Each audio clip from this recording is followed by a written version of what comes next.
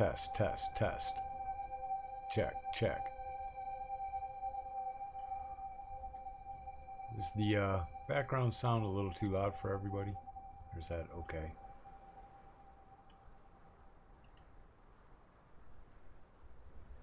It's fine for me, but I also can adjust it. Yeah. I just have a hard time telling if it's overbearing or not. Sounds good to me. Very No good. problem.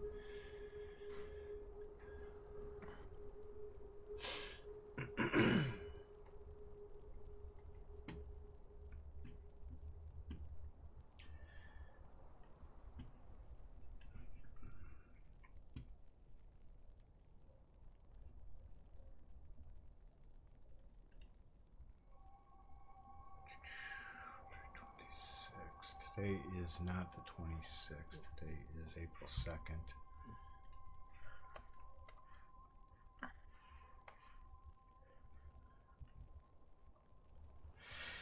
All right. So, welcome back, everybody. In our last session, which was on March 5th, holy moly. The party left Lothwick and headed north towards the Jotuns, the High Crags portion of the Jotuns, and we're traveling by horseback. Hearn eventually flew ahead in falcon form to scout the terrain and try to locate the presumed cave destination that the map that the party was given, which gave a generalized location of where to find this lost refuge for a long past wizard. On his flight, he spotted a tribe of cavemen, likely 30 to 40 individuals, which were situated directly along the trail the group was at that point in time following.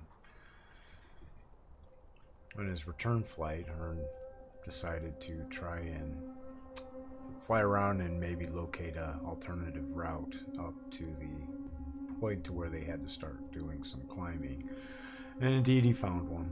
So, reporting back to the party decided that they probably need to return to that nearby way station the next morning, because the horses are going to be essentially unable to navigate through the terrain that they'd have to get to in order to reach this next path, in order to take them up to a place where they can have a much more assailable ascent into reaching the plateau area that Hearn had discovered, which is the possible location of the entrance to the the wizard's hideout. During the evening of that night, a group of kobold raiders ambushed the camp. The party killed off 4 of them extremely easily, and the remaining 15 or so fled. In the early morning hours, both Thodan and Hearn, while on watch, heard sounds of the giant footsteps in the distance through the mountain forest. It did appear, though, that it was heading away from their position, so caution was the order, but nothing came of the hearing or sighting. After breaking camp, the party returned to the way station and encountered 2 travelers, Shem, a halfling, and Jagon, a dwarf, which were hauling a wagon of ore back to Lothwick. Valentino tried to hire Shem to escort the party's horses back for a fee of 10 gold pieces, which he paid into platinum. Shem then proceeded to begin a convoluted coin exchange with Valentino, attempting to convert the platinum into smaller denominations and negotiate with Jagon, his partner on the ore wagon. For what reason, the party doesn't know, but Valentino eventually catches on that Shem is trying to game the exchange to his own benefit and likely at Jagon's expense. Eventually, though, Jagon and Shem depart with the gold, but didn't take the horses with them. And the party, being mildly, to say the least, baffled by the interaction, write it off as 10 gold pieces worth of entertainment. After about a half an hour, 6 mounted soldiers pass by, and Michael flags them down and explains the situation to them. And they agree to take the horses back to Lothwick. With that resolved, the party resumes their climb into the mountains to set up camp once again, about 3 hours up the trail. Go ahead, Matt. So you didn't quite give it the oomph. That money exchange was so freaking funny that I laughed the entire next week every time I thought about it.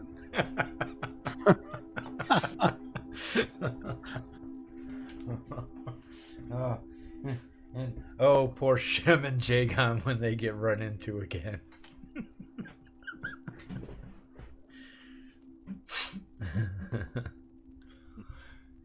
And so you find yourselves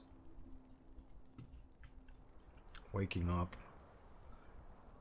Indeed, let's see, it is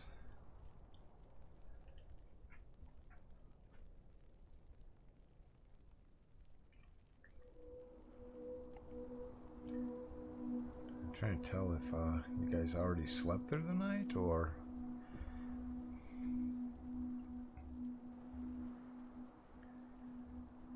I'm not sure. Wait, I think I'm somebody not said sure that they either wanted- if you guys slept through the night yet or not. No, I- yeah, I we think we had hiked back up as far as we could, camped up there and had an uneventful night. I could have swore that somebody said that they wanted to change their spells or something last session, but maybe I'm mistaken. It's possible and probable that somebody did want to change their spells out. I'm not sure who. Who would want to change their spells out? I don't know. Well- That's it. I just remember somebody mentioning something about it. It was me. Yep. There you go. Thank you. Scoot, on my divine number of spell slots, if you have a quick look at Hearn sheet. Give me a second to pull it up. Hearn. Come here, Hearn. Yep. Actions. Powers. Yep. 3, 3, It 2, was 1. originally 3, 3, 2, 1. It's actually 4, 3, 2, 1 because I got one bonus first level spell due to wisdom. But it's not showing as going up. I changed it to 4, but the boxes are still 3. So I think you have to do it.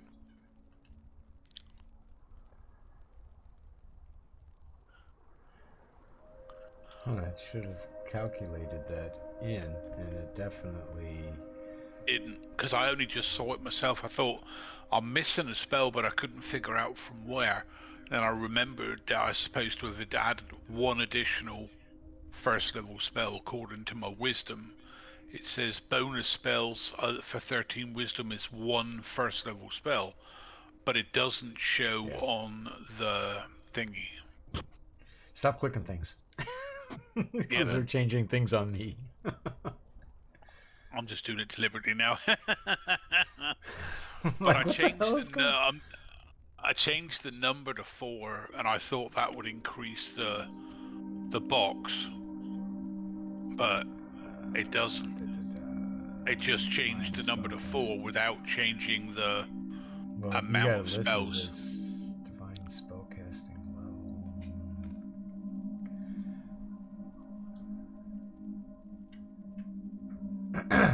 I don't see it was changed to 4. I just put it at 4 now. Okay. Oh, yep, there it is. I just gotta take the there it extra is. spell. I can see it. All right, good. Right, let me see if I'll change in any of these spells. and get my extra 4th, so that'll be really nice. I don't need that. Revitalize animal, don't need that. I think I'll take a second cure. Actually, no, I'm not. I'm going to take that. Let me just double check to see if I need to change any of my other spells. Nope. 1 second level spell, that's all I've got.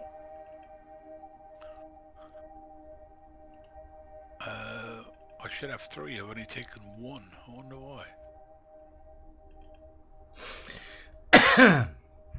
That is odd.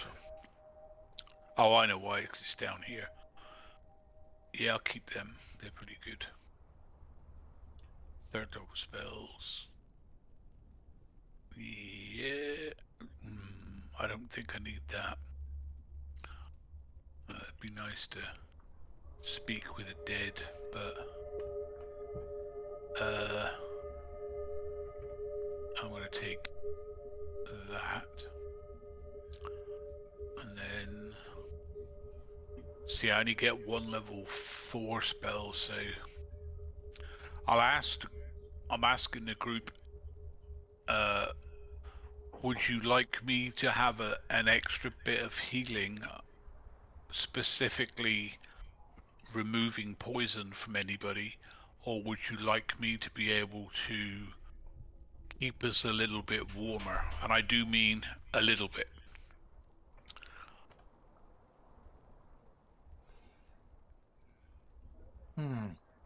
That's a So good question there. Yep, because I mean we are going up into the area where it's going to start getting cold. Even the foothills with the wind is going to be cold, and then if we have to go to the mountains, it's going to be colder, and we are going up a considerable height for us anyway. So do you want me to be able to control the temperature a little bit? Maybe not make it as, it's still going to be cold, but it might not be as cold. Or do you want me to be able to neutralize poisons in case you get bitten by like a frost spider or stung by a plant or something? I can only do 1 at this level. I'm not very adept at spells yet. Well, how likely do you think we're going to come up against ice spiders or whatever you said they are? Depends how. I mean, I don't know. It could even be a poison trap. We're going into a mage's deserted abode. If he's got a door or a chest with a poison needle on it, and our investigator, fails and gets stabbed in the hand, I might be able to stop him from dying. Because it works on any type of poison, gases, poison traps, insects, plants. But I can only do that once as well. Well, I'll tell you what. If you think that we're gonna freeze to death, you could just make yourself into a big bear or just cuddle with you. And might as well just take a... Take the... No, if I think you all are going to freeze to death, I'll just figure out which one of you is more fatty and wearing furs and stuff and set fire to you. Then the others can... That is a great idea. Then the others can just, hunker around him. And then you've also got the thing of cooked meat. You don't need to cook anything, you just eat what's left of him while he's screaming. There you go. I can look after you from the temperature even without that spell though. That's why I said get blankets and things. It's not... If I was one of the circle druids, then that would have been what I would have taken, because I would have been able to alter it from say -2 to like 40 degrees above. So, but at the moment, not my field of expertise. Well, so I took neutralize poison. So, yep, that's all I did was change like 2 spells and add my Perfect. extras. Yep. So I am ready to roll whenever we go.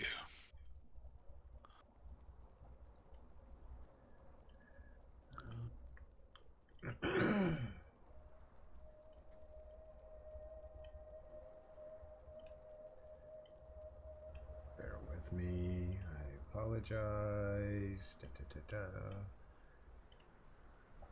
Okay. That everything.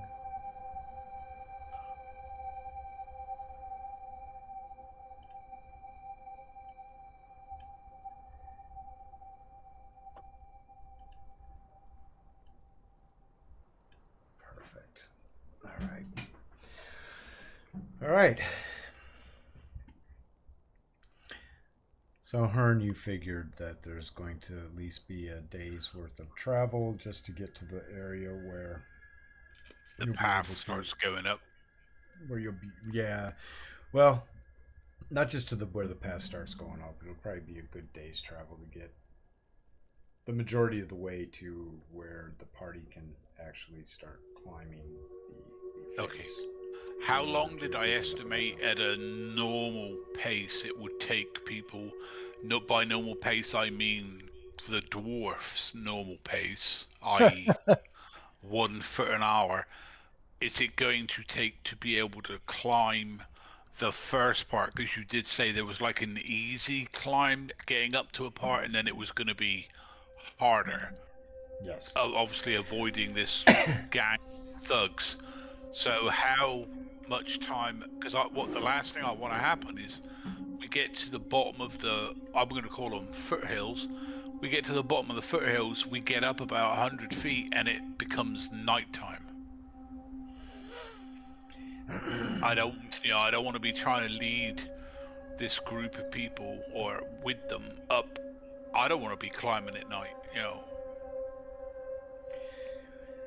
But I definitely don't want the dwarf to be climbing at night, stuck on a cliff with nowhere to go. If you had to guess by your initial Flyover. assessment of the climbing capabilities of the party as a whole, you're going to definitely not want to start the climb at all until the morning of the following day. Probably pre sunrise. Okay. On the That's a following long day.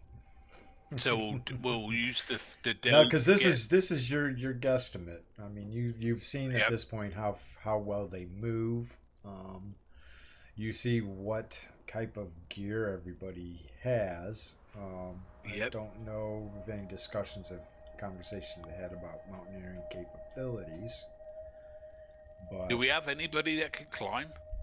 Looking at the ranger, the barbarian dude.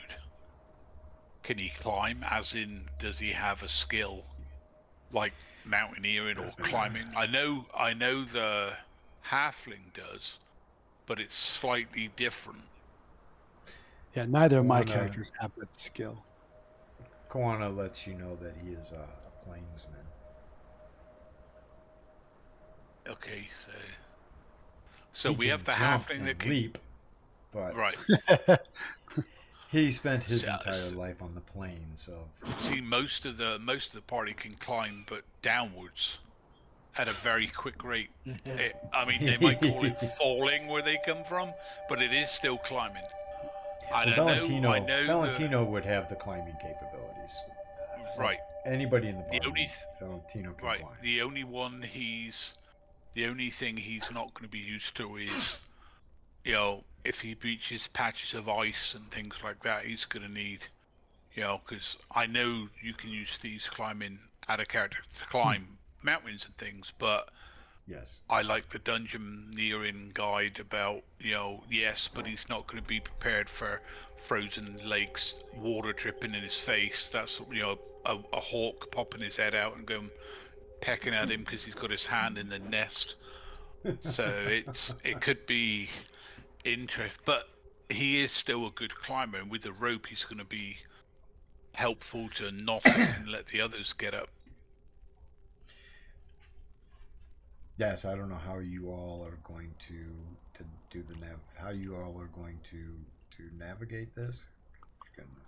It'll be fun.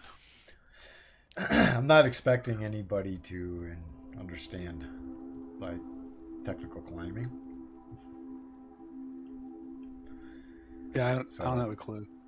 If people's got rope, as long as other people have got rope and iron spikes, maybe a small hammer to knock them in, I'll go point. I'll climb up the rock and secure the rope every 10 feet.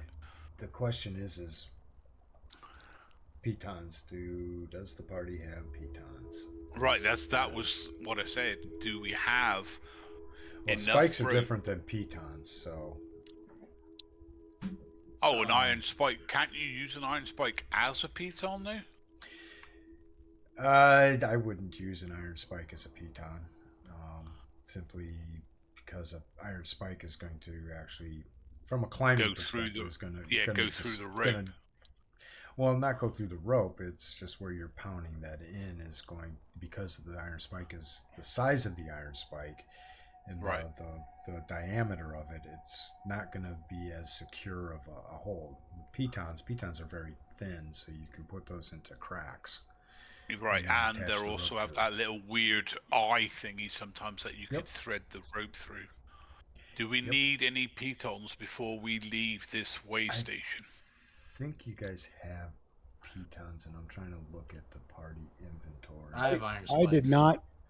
We have iron spikes, but we don't have pitons. Yeah, Kawana has 3 pitons. Well, that'll be about 30, maybe 45 feet, because you want to do one about every 15 feet for definite. So yeah, you got 3 pitons. How are you spelling piton? Piton. O-N. Yeah. Python. Yeah, there's nothing in there. We have grappling hooks, which is good. Valentino and Eagle Eye both have a grappling hook. Apparently, Eagle Eye's might be a bit special because it's only got 1 P in it. So it's a grappling he's got a grappling hook. He's a grappling hook, which is great for fruit catching, but useless for scaling a wall. We have plenty of iron spikes. I mean, we have 13 between the party.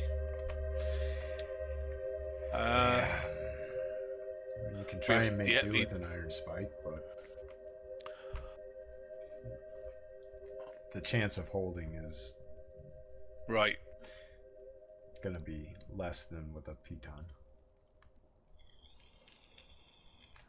And you said it's the morning of the day we're about to set out for the foothills. You guys are about 3 hours up the trail from the rest area. That's about as far as you guys. 2 to 3 hours is about as far as you guys made it from when you let the horses get sent back to Lothwick.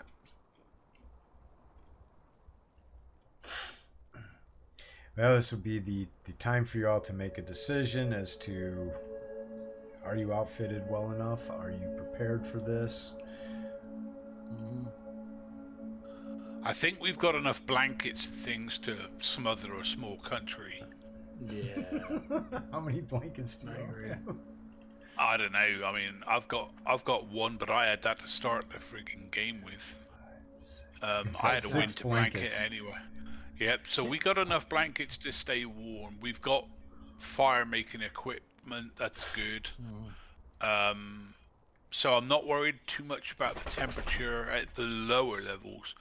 It's just, are we going to survive to get even halfway up to where we're supposed to go? Because if we can't get up that first bit, we are royally screwed for the second bit. How far? You said 3 hours to the camp site. How far was the campsite from Lothwick? It was in miles or in hours. Wasn't it like 8 hours? It was 8 hours on horse. So holy crap! But so 12-ish. You guys weren't pushing the horses, so it'd be 8 hours. It would be a day on foot as well. Okay, so a day. do we want to go in? So what's that? 8, 20 hours? 20 miles, maybe? I don't know. Yeah, we can take our chances. I mean, worst goes worst, just fly up a little bit, attach a rope to a tree, we'll keep on going up. Do the same thing. We got a bunch of ropes. Yeah, we do have some rope. Yeah. Hell, why don't we just fashion 2 ropes together and make a big old ladder, and that'll be easy enough to go up. We're probably going to need more than 2. Yeah. That the first bit is probably going to be, not as much of a steep climb. Yeah. Up to the area where we're gonna camp for the first night on the mountain, but the second one is if there's no trees or there's nothing I can secure the rope to, again it's the same thing. The rope is going to be unsecured other than at the top. Yep.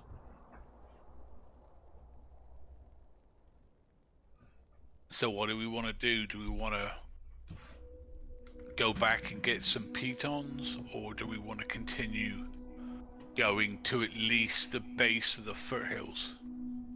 Onward, upward. Yeah, I think we can probably do it. We got a bunch of iron spikes that we can probably use instead, just to make it, at least easier on the rope, I guess. So people don't fall off or something. Just wrap the rope around the what's it called? The iron spikes as we go.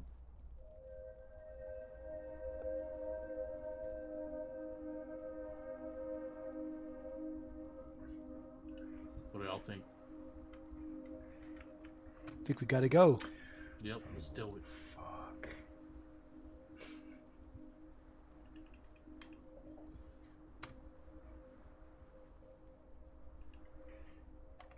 Yep, let's go up. Let's do it. We got this.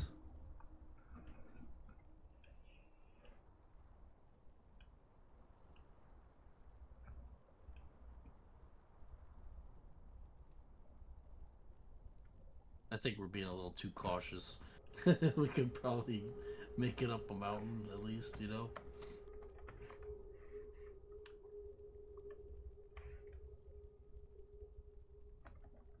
I hope. Okay. All right. On that little capability sketch, to carry though. I'm gonna leave my backpack with the group and just take my essentials. My armor that I wear, my cloak, my boots. Nothing excessive. Like all my equipment, barring, like I said, I'm not going to take a weapon. I'll just keep my clothing, my cloak, my boots on, and my belt pouch, just because that holds the coins. That all changes with me. So I'll be stripped down to just literally clothing and boots and stuff. Barring that, no shield, no scimitar, no quarterstaff, nothing like that. No backpack. Okay. No riding horse, which is a shame. But anything that would fit in my pockets, like bunch of mistletoe, I'll have in my pocket because my 2 little potions would be in my pocket. But anything else, like the flasks, the water skin, that'll stay behind.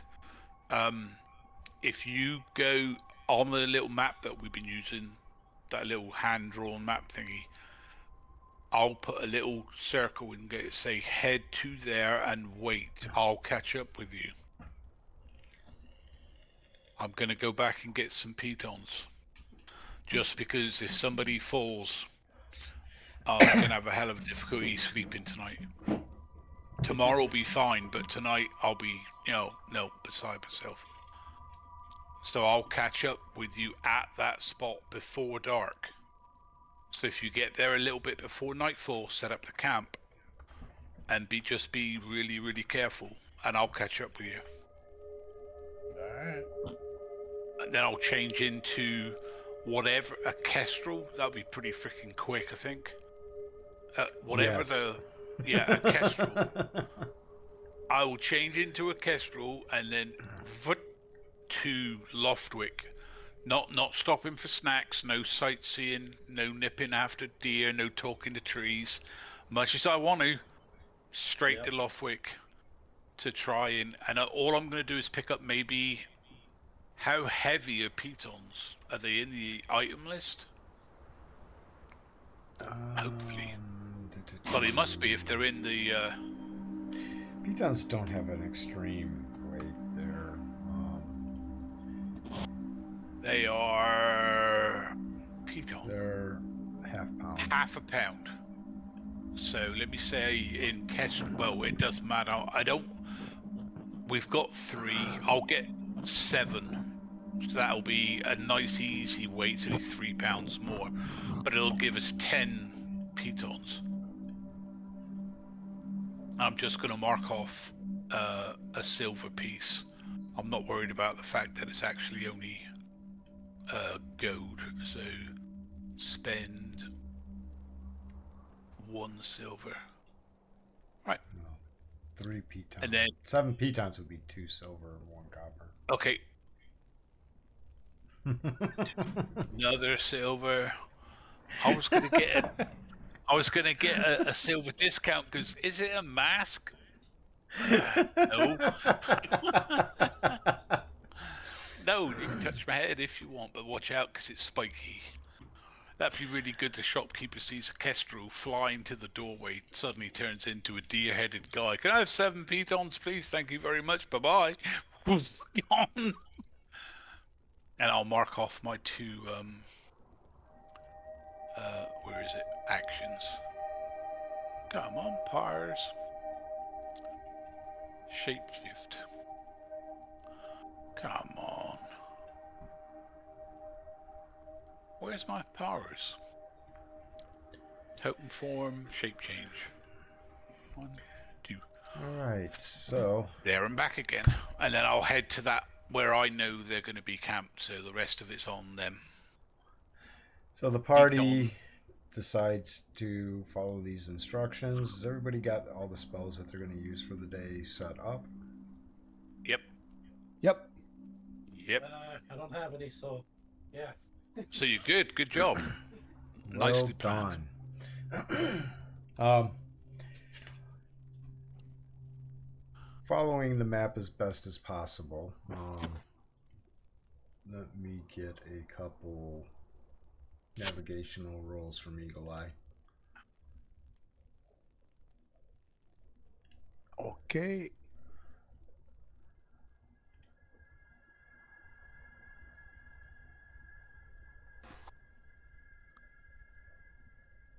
So what do you want? How do I roll that for you?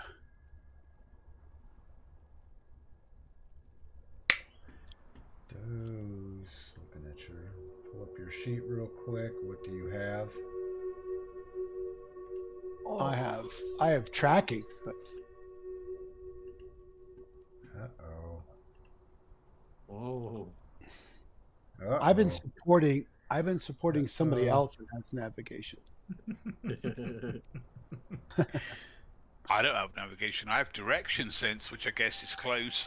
At least I know where I'm going, vaguely. And I have weather sense. We're going north and there's a cloud up there. What a massive amount of information, my guys.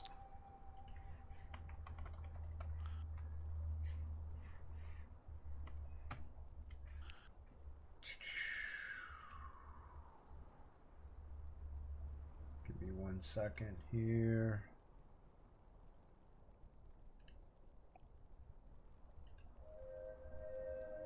I just want to see something.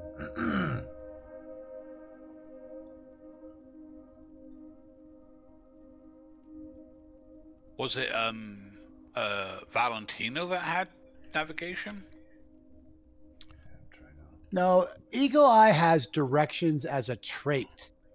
Right? Oh. He's got detections, infravision, and resistance. No, that's not directions. That's detections. Oh, okay. So he he can detect that you're going north. He just doesn't know which way north is. north is. I know we're walking north. How can you tell? Because I said so. All right, so give me an intelligence. And From Eagle Eye? yes, if he's the one who's going to be leading the party.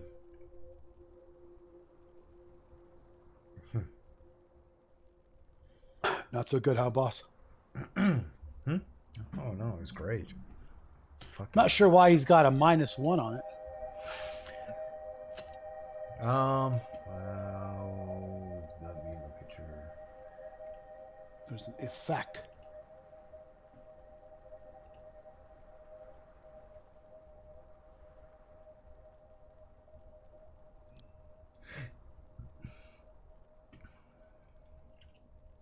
There's an effect, is there? That's what it says. It says Uh-huh. check There is. intelligence effect -1. Oh yeah. Oh yeah, that's right.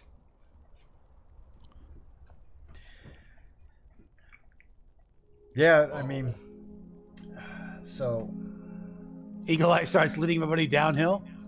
Yeah. I mean, back the come way on. We came. So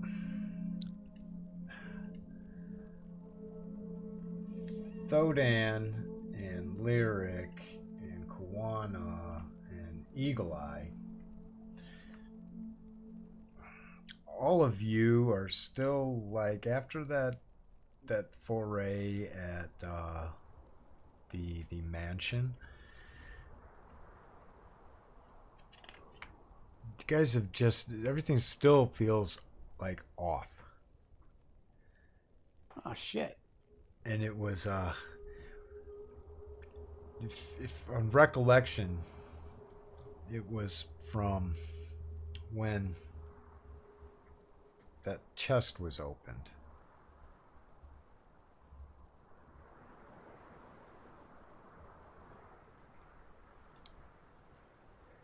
And since then nothing, I mean, it's just there's just this feeling that something is just like off. Like you're just a little slower. Don't think as clear. And just a little more prone to accidents. So maybe like a bit of confusion type thing. You second guess yourself. Yeah, I mean, it's almost like the effects of somebody who, you know, in our terms, like in our real world terms, like somebody who got a concussion. Oh, right. Nice. But there was nothing that happened that would concuss somebody. But just since that incident with that chest.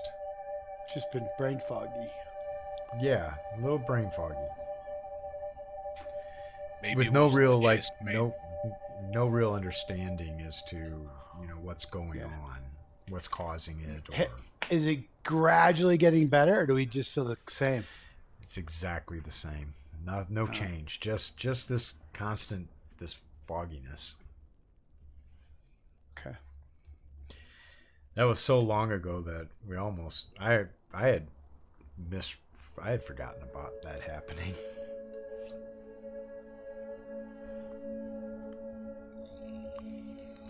All right, Michael's so kind of foggy about it too. you guys are on your way as a party, and you're really problematic that, you know, Hearn had told you that there's, you know, probably a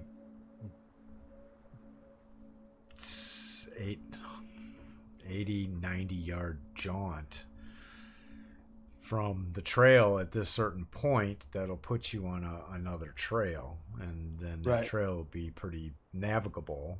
I mean, it's going to be rough getting to that trail, but you guys have been wandering in this where you thought you were supposed to shoot off the trail for probably about an hour and a half now at this point, and still have not run into this other trail. Shit. 100 yards does not take you an hour and a half to traverse. Well, and you guys kind of realized that earlier on, and kind of was trying to course correct. And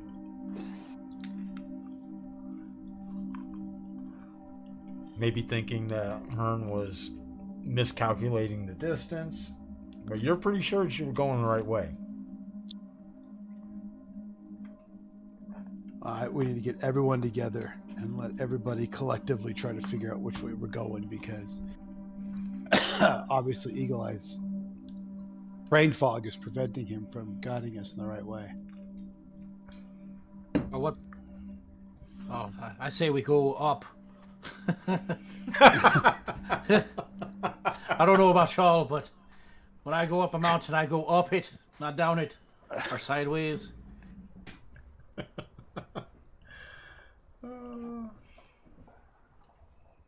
Pretty good sense. No, understandable. After this hour and a half, do we have any visual of the old trailhead? Oh no, you guys are like in brambles and trees. You've been climbing through boulders and navigable terrain on foot, but the horses definitely wouldn't be making it through here. There's light climbing and nothing life-threatening as far as terrain goes, but not a walk in the park either. Yeah. Who else is with you? Thodan has any skills? Well, Thodan can brew some beer. Yes, he can. Which is always good when you want to go climbing. 12 pints of dwarven ale. Yep. Won't need the rope.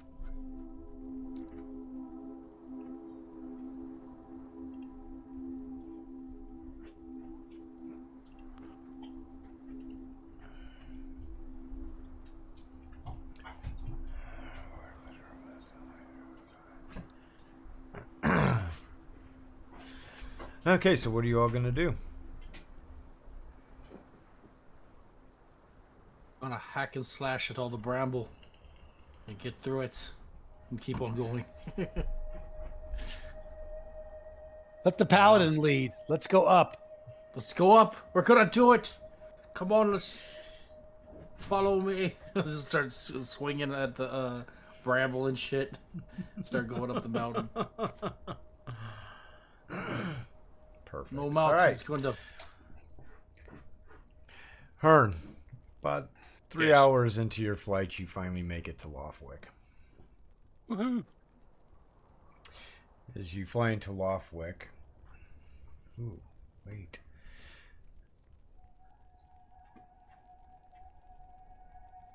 I assume that you're going to go to a outfitter. The trader.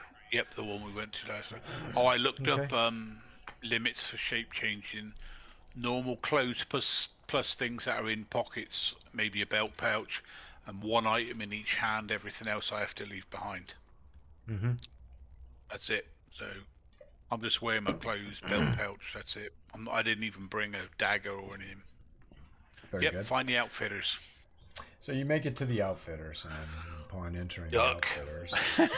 Duck to get in. yeah. Make these doors taller. The outfitter Yeah. says, "Hey, what How's it brings going? you back?" 7 pitons. 7 pitons. Can help Yes, you with please. that. You need a hammer. Nope. Are I'm you thinking. sure? Yes. You have a hammer. I don't have a hammer. And he shows you the hammer that you would use for driving pitons in. Oh, so it's an actual piton hammer. Do you have one of these? How much is that? For the hammer.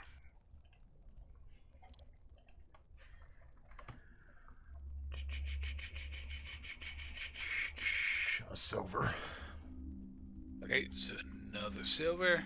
Actually, I'm going to make it 2 silver because I'm going to give him a tip for I'm going to give him an extra silver so he can show me how to use the hammer and a piton properly, because I don't have any skill, but now at least I'll have basic knowledge. You know, you can say, oh, this is what you do, bang it Okay. in a crack. So I'm going to spend the silver on him and say, look, show me how to hold the piton, you know, where to hit it so it doesn't damage it, you know, how to thread a piece of rope through it. Everything basic. Spend maybe 15 to 30 minutes Basically, he learning. takes a piton and he shows you exactly where you're supposed to hit the piton on the there's so the piton is a thin piece of metal with a little offshoot side on it. So imagine a slight L shape. And he shows Okay. you that where that L shape is below where the eye hole is.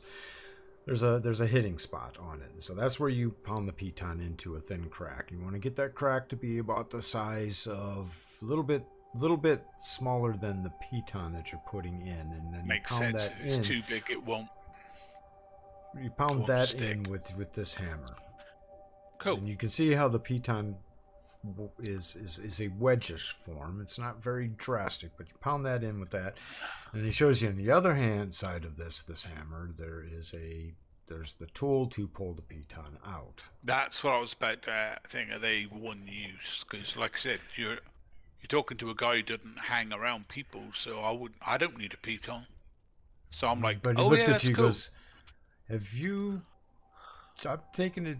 I'm really understanding that you don't know what you're really doing, and you have somebody with you who does know what they're doing on mountain climbing. We have somebody who's very proficient at climbing. Mountains, not so much. Have you thought of hiring a guide?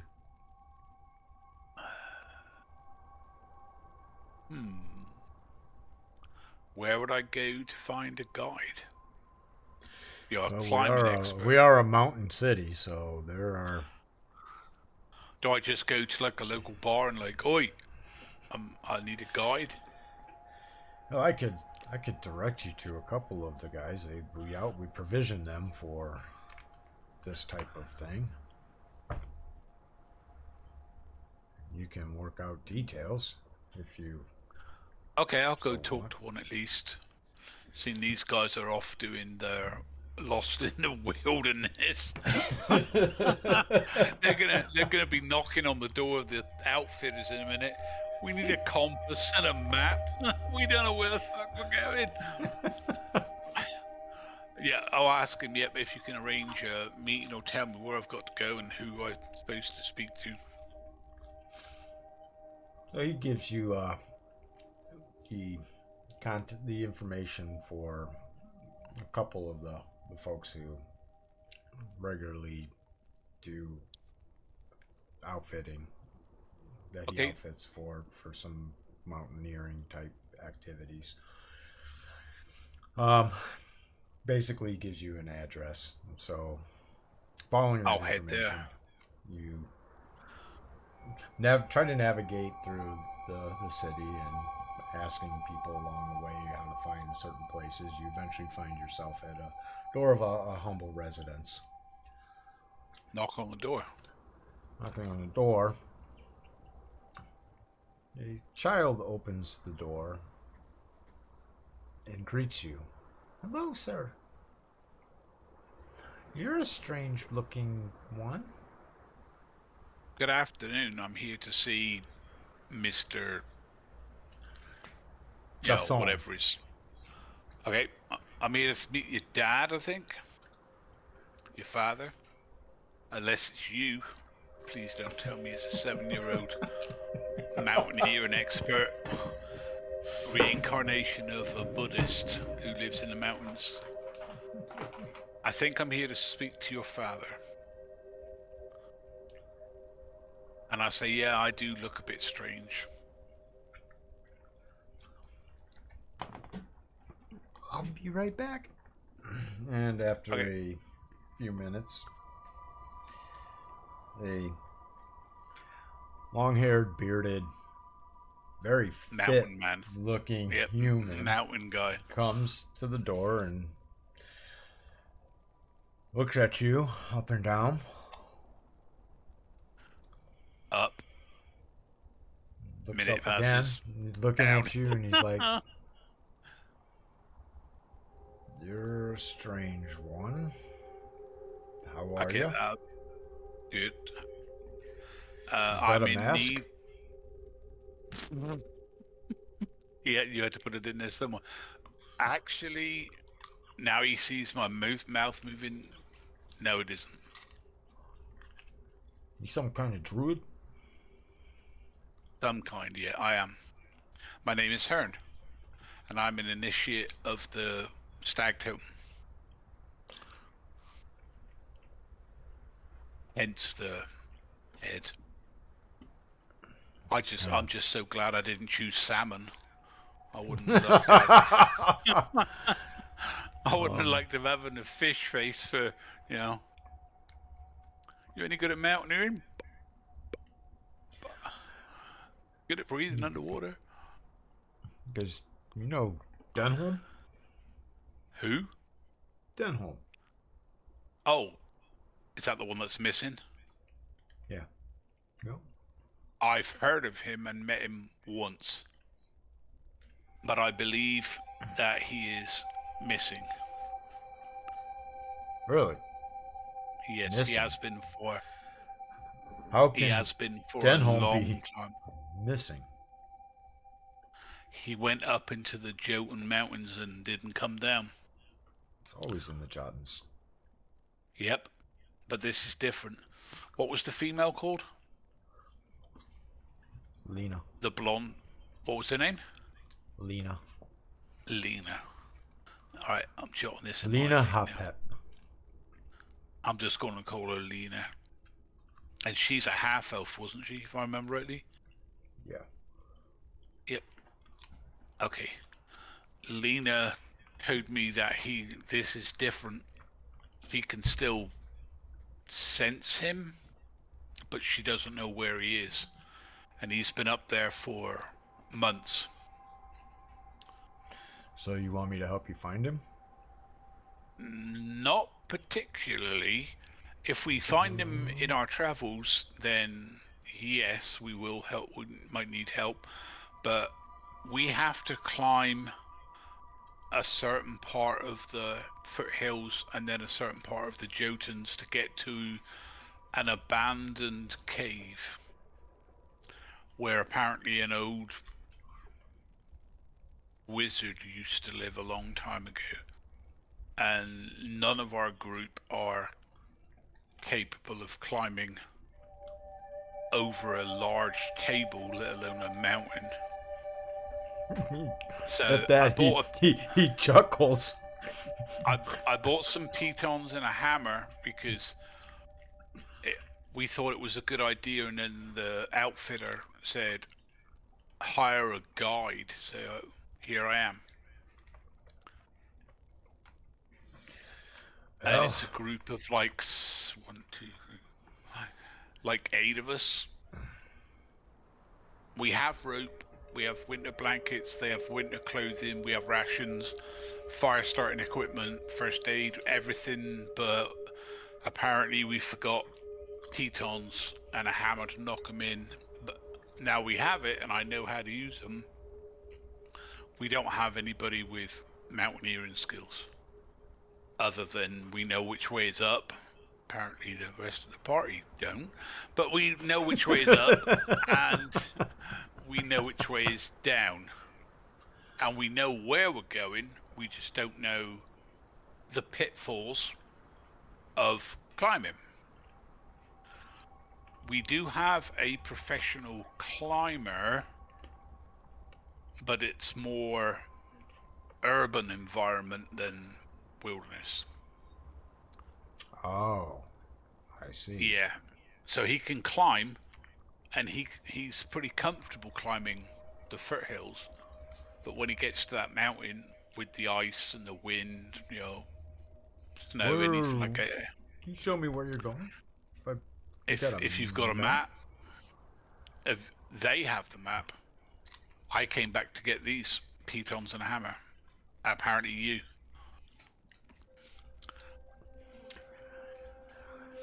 So he pulled back invites you into the house. Asks you to take care to not knock anything over. Yep. Entering the house, you see it's a very, very humble abode. But there are 6 children running around. Great. He brings you back into a back area of the house. Like a kitchen area, maybe? No, it's actually just a room set off on its own, with lining the walls are various types of backpacks, and you see crampons and lots of rope and more pitons than you could count, in various states of preparedness for expeditions. But I've never had to lead somebody up to a cave. Do you have a map of the area of the Jotun Mountains? I do. And so he brings out a rudimentary map. It looks like it's hand-drawn. Like ours, everything's hand-drawn. I'll roughly say it's in this area, and we're going to be going up this hill to this face and up to roughly where the cave would be, avoiding going to the west a bit, avoiding this plateau here because of this tribe of primitive cavemen-looking things that are there. Yes, there's a huge tribe of them there. So we're going around the east of them to avoid that tribe. Those are the Cimmerax. The Cimmerax. Don't want to mess with them. Okay, so they take incursions into their area as interlopers, trying to steal that which they hunt. They're very protective. They'll probably try and hunt me. Looking the way you do, I'd say yeah. Mm-hmm.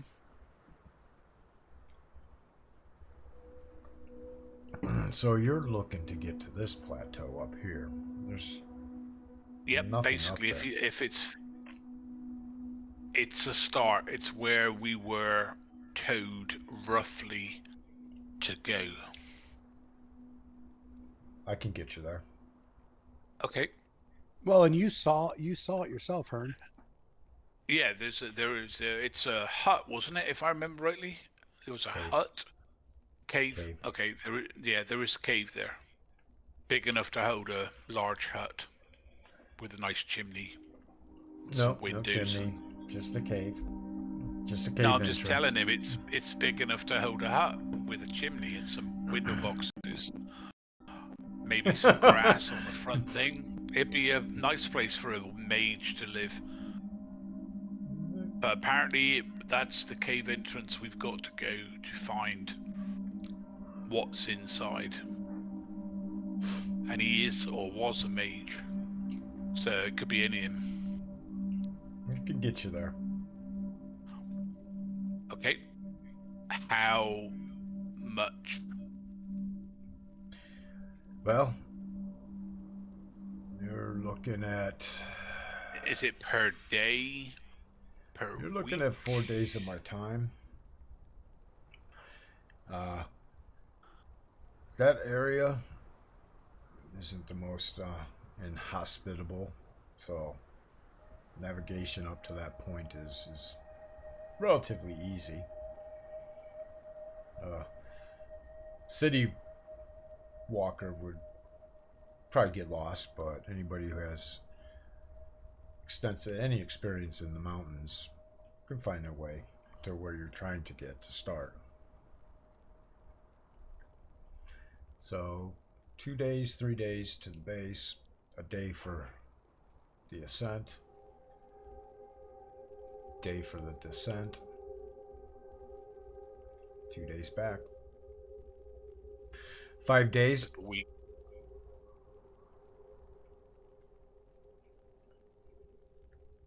And how many days will you need to be there? We don't know. Do you need me for your return? Do I wait? That would be depending on the rest of the party that are going to meet us, and I'll point to the base. What The is the base rest camp of your area. What does the rest of your party consist of? What physical shape are they in? Most of them are pretty fit. You know, we have a very noble paladin who is, all just wants to hack things down and climb mountains 'cause up is up. We have a barbarian from the plains who is a very skilled ranger, and his companion who is a bard. We have our urban climber. We have a dwarf who it's more than oh boy. That's gonna slow us down. It's more than oh boy. He's very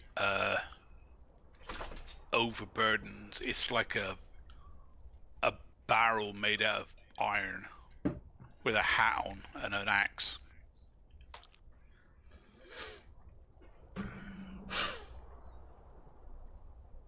So, I'm gathering from this, it's gonna take some work. How many ropes you have? How many ropes? How many 50-foot sections of rope do you have? Somewhere between 4 and 6.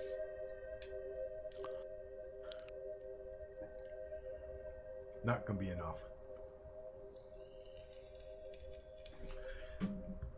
Alright, I'll supply rope. I have several 200-foot lengths.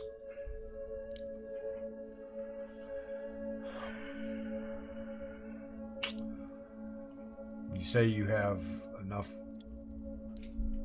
blankets to stay warm? Nights do get chilly. I think everybody has got their own winter blanket or and winter clothing.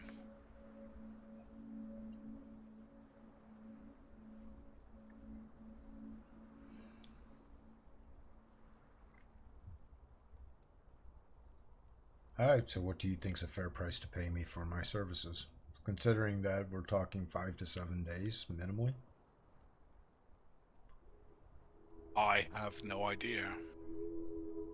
I have really no interest in coinage other than it being able to purchase things that I can't find. Like the pitons in this hammer. Looking down at his feet, he ponders and looks back up and says, 5 gold? A day? No. For the 5 gold whole... total.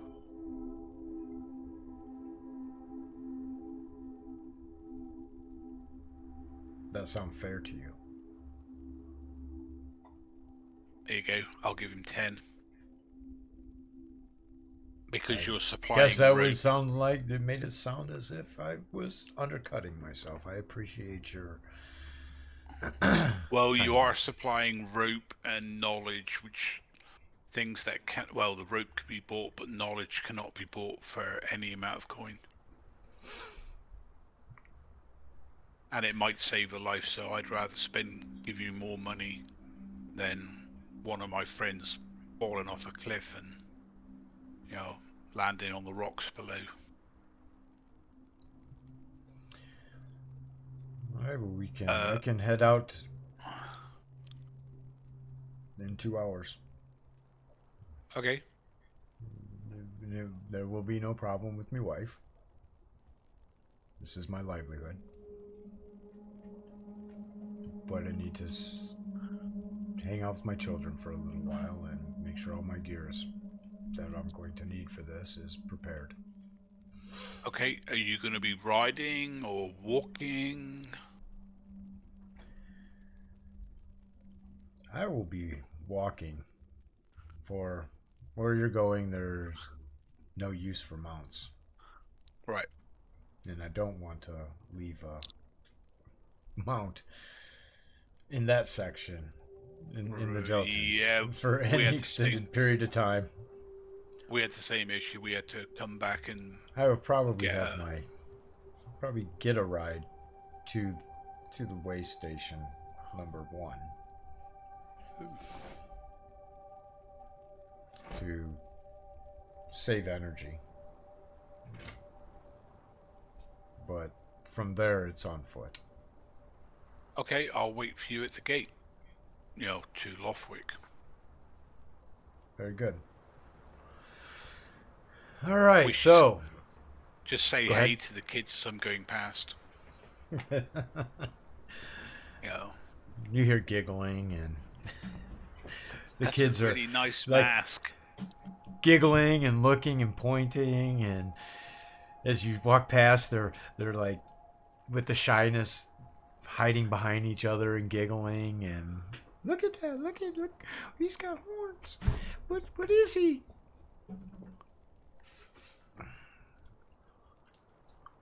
Maybe it's not like the 5th edition D&D film changing to an owl bear in the middle of the thing. What? Yep, wait, go and sit by the gate and just remember how to use these, even though he's going to be doing it.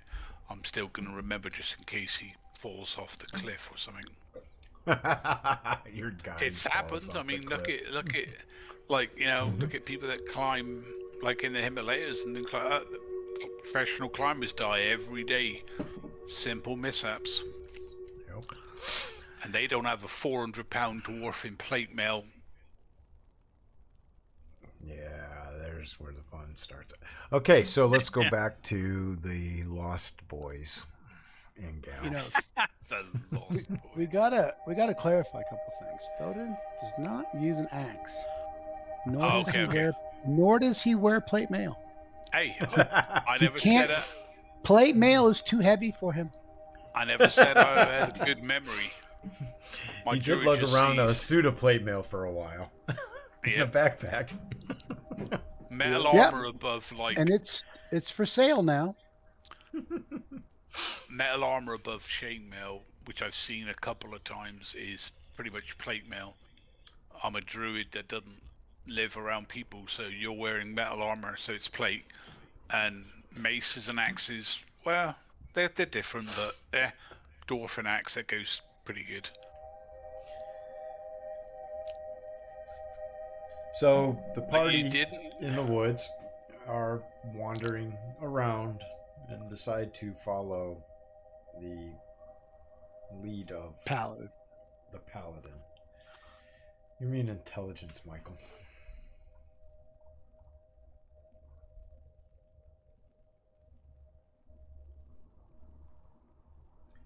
Senator Michael. Yes, what do you want? In intelligence. An In intelligence. the tower. Yep. Okay, let's see. And I'd have to be intelligent enough to put it in the tower. Let's see. I think you can just roll it and it should automatically throw tower. Okay, very good. All right. So how long are you guys going to continue on this path? Out of curiosity. You traveled Until- for about an hour and a half at this point from when Hearn left the group. Is there still bramble in my way? Is there Well, a nice always is open? going- Is there a nice open No. field in front of me? No, no, you're Well, then- you're traveling through rough terrain. The whole time Oh. that you're moving, it's through rough terrain. Oh, You're if you think you're going up, for sure. There we go. But definitely going up. Well, looks like we are gonna have to go up some more, lads. It just starts going up more. I don't know what else can we do. Anybody else have any ideas?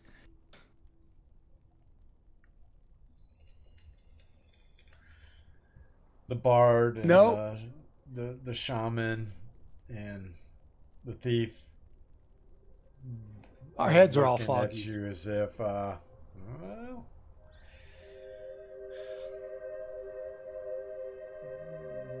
where are we supposed to be going? We're supposed to be going up. We are going up. Well, there we go. All right, so keep going. Up we go. Okay, well, we'll keep on going up. And just keep on going. So a couple more hours of traveling through this, A and couple more. We spent 3.5 hours trying to traverse 90 yards. We are so far beyond 90 yards. I mean, you guys do cross occasional game trails, but there is no path that you're supposed to have found. We're making our own path. You definitely are making your own path. And you've passed that lady's farm like 6 times. No, I've seen that building before. Yeah, we're in the right direction. Mm-hmm. Yeah. Well, on that vein, you have come across an area that looks like it has been chopped with a sword. Oh, a couple shit. times. I see somebody's got the same idea I do. They must be pretty bright. I'm going to call him the grass cutter paladin from now on. Jeez. The grass cutter. Lawn boy. Yeah, lawnmower, come here. What? Grass, what? That's his favorite enemy, grass and large plants. The realization watch out actually if it's sets ruined in for with the way. all of you that you all are definitely lost. Yeah. That was the realization when Thodin and Eagle Eye let the paladin take over. Oh, there's already lost. Paladin is the one who got us more lost. Yeah. Isn't the paladin wearing plate now? Yeah. So has he got like a knight's helmet on? You know, the ones that have those little blinkered visions. So he thinks he's going in. No, we're going in the right direction. Nothing's been cut down. Yeah. Either side of him for 40 feet, it's flat. Yeah. There's no trees. Yeah. There's no rocks. He just sees this little path of weed going, we're going this way. That's right. And it's up until it goes down and then it's up again. We're in the right direction. Just keep going up, man. Keep going up. We're doing great. We need some rope over here. We're going up so fast. So Jason meets you at the gate, as he said, with a wagon and a young lad driving it. Nice. Says, Hearn, hop on. I'll jump on the thing and I will give a silver piece to the young lad. Thank you very much. Like I said, money isn't anything to druids. And I'll sit down and make myself comfortable. This is the life. They should be almost at the base by now. Back of his mind. Not a chance. It's when I get there and look from the sky and see like figure eights, a couple of fours, and it's like, what the? What is he? This wasn't here the first time. Where's that wood gone? There's a copse of trees right there. It's gonna be like crop circles on the side of a mountain. Yeah. So the party, you guys, it's starting to like Get tell dark. that the sun's starting to set across the mountain range itself, and light is starting to become less and less a function that you're capable of using at this point. Oh, great. I was going to say, if he was that bad during the day, what the? What are you all going to do? I'm still chopping. What are you talking about?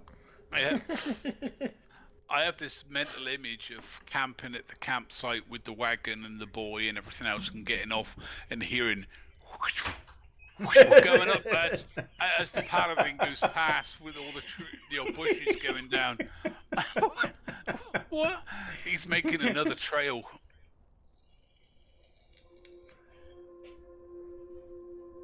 Scoot, I have an idea. Yes.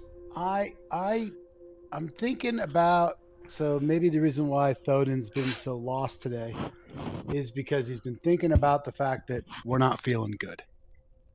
And does he sense that this is magical in nature? Like, I don't remember the chest, so this chest must have happened when I wasn't there.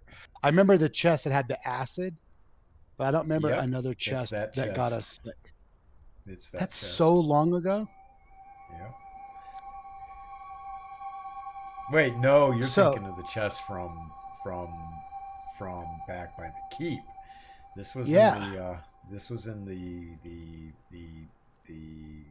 Drow fortress, Drow mansion. So I must have missed that one, but could you tell me like what it was? So you guys were in a room, and then there was a chest in there that was locked. Okay, and at that point in time, you had nobody capable of picking locks, and somebody decided that it was a bright idea to slam the lock with with a hammer or an axe or something. And as you slammed the lock with the axe, and a type of explosion kind of happened. Nothing that caused injury or bodily injury to anybody. But at that point, a wave went over across everybody, and a general feeling of malaise settled in upon everybody that was in the vicinity of that. Okay, so Thodin, being a I thought you were cleric, there, but maybe and no, not. I wasn't there for that one. Also, herbalism and healing, right? So does this malaise feel like natural, or does it Natural? feel magical of nature? It does not So feel natural at all. Okay, so I'm going to It is recommend not something that Thodin would think that could be treated with natural remedies. right, but a dispel magic, perhaps. So Thodin is thinking. Why don't you give me a and he's- wisdom? If only you had like diagnostics or something like that. Yeah, that's what he's trying to do. He's trying to. At best, Thodin thinks that this is a curse of some sort. So he thinks it's a curse, not dispel magic. Okay. Then what I want to do won't work.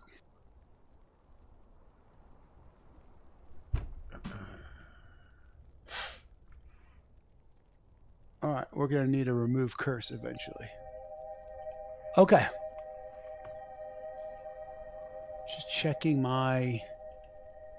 because the staff's got cure disease, cure insanity, and then I've got dispel magic, but I do not have remove curse. But let me go look at my spells, see if I can get remove curse. Preparation cause. Remove curse Okay, is a level 3 spell, so yes, you All right. could. So you can I'm going- remove curse. Okay, so I will do that work overnight. Mhm. I'll swap out my dispel magic for a remove curse. So I'm just going to do it now, but I know it's not nighttime. Well, when we reset, it's going. You probably just. Oh, wait it's till not we even- reset. Yeah. Yeah, it's not even letting It me is. change It is approaching dusk though, and Okay. you all realize Night. that you're hopelessly lost, and it's getting dark. It's going to be Let's dark make- soon enough.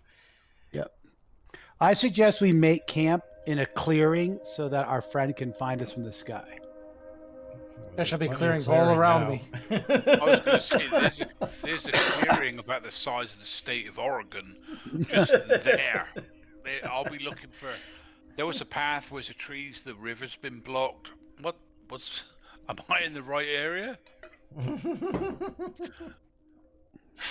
He's done a good job though. We should have left him at the farm. He could have mowed the entire field down in a couple of minutes. I'm going up. So that's the plan, is to set up camp. Yep. Set up And camp, who's set going watch. to lead that effort? We all can. Oh, I mean, who's going to pick out the campsite? Well, Eagle Eye's been doing it, so let's have him do it. Very good. That's what I needed to hear. Eagle Eye, you're able to find a suitable spot.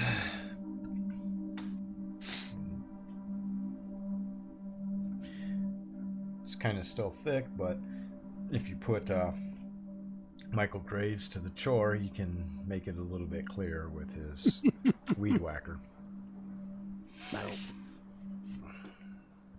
And the campsite has been set up. Night does come. Hearn, you and Jason travel and continue to travel as dusk happens. It turns into night, and a couple more hours in, you eventually make it to the waypoint. You're dropped off there. Well, actually, not dropped off, because you are dropped off, but the wagon rider is going to stay the evening as well. There are a couple other ore carts there, some that are unladen and others that are laden with ore. Likely some going into the mountains and some returning from the mountains. So there are a little bit of folks gathered around campfires. It's not a empty, barren spot. In fact, there is some life there.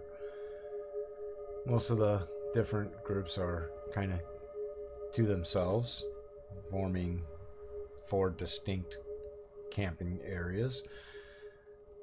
Jason and the driver, though, pitched the camp area where you will be staying far enough away to be secluded, but close enough to not be alone. Okay. It explains to you that if there are distractions through the evening, we'll be the last to know. Or the last to be touched. Nice. I don't like being touched. No fires.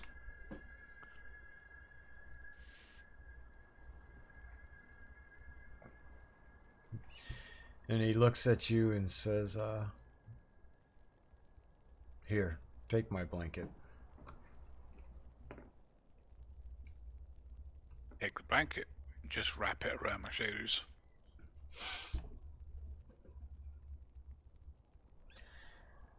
Do you think we need to keep a watch during the night, or? I'll notice. We'll be fine. Okay. And so he sits back up against the wagon wheel and puts his head down. And the evening passes with no activity at all for either. Yep, I'm going to sleep in the back of the wagon.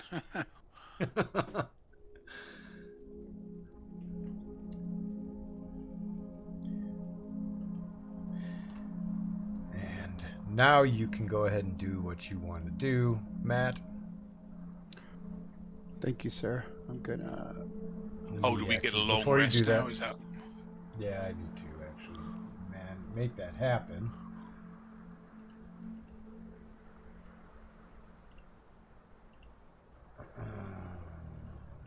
Rest.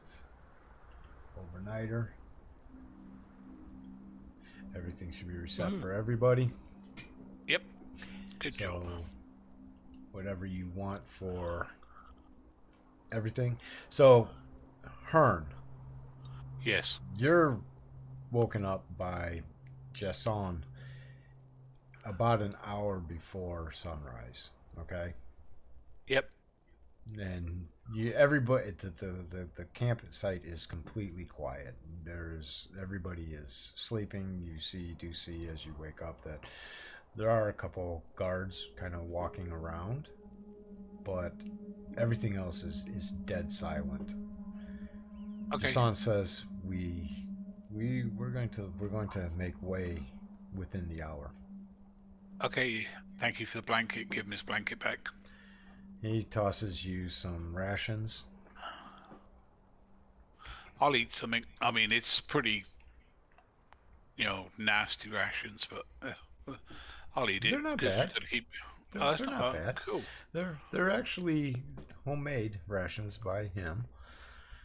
Oh, that's He looks to you and says, "I don't eat that consumer that dry stuff. consumer junk that I make these myself. They're nuts and berries and No. So what crushed type into of a meat pemmican. do you have? crushed into a Or is it- pemmican." Is there meat in it, or is it all vegetables and fruit, like a protein bar? This is all just fruits and vegetables.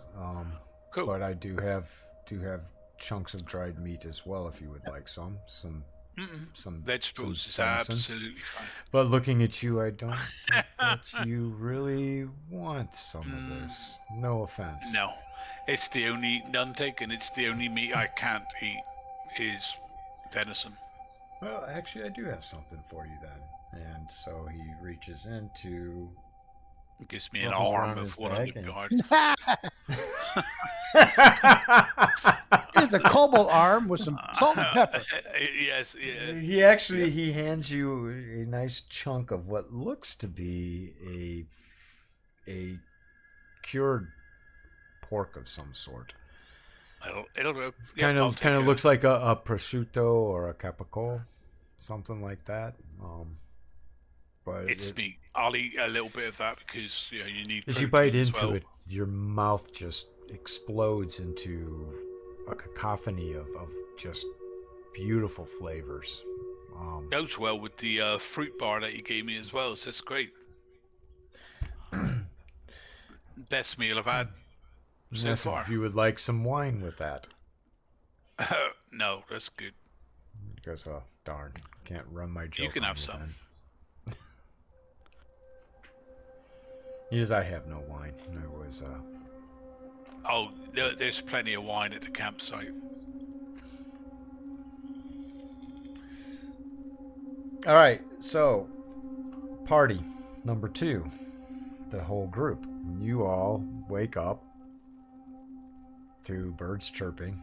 No encounters throughout the night. The watches went uneventful. You probably scared everything living in the woods away for miles.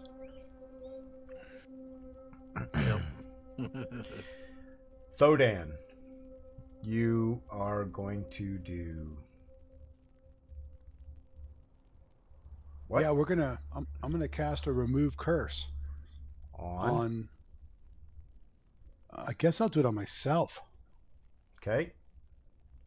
As you incantate the remove curse upon yourself, this fogginess just dissipates as if it never existed. Fantastic. So I share that with the group. I've got one more I can do. I'd recommend I use it on Kawana. Right? Because it's Eagle Eye, Kawana, Lyric, and Thoden. Everybody who was at that, yes. It would So I can also do- be actually it was Turlock who was the one who busted open the fucking chest. Is that the guy that was heading to the keep? Yeah, Yep. He has a lot to answer for. he sure does. Oh, so And you're you better going pay to- that widow. So you're looking I guess- to toss this on Kawana as well? Well, I'll do Eagle Eye since I'm here. And then, Gotcha. then after the next rest, I'll do Lyric and Kawana. I was say, wow, Kawana might start hitting things.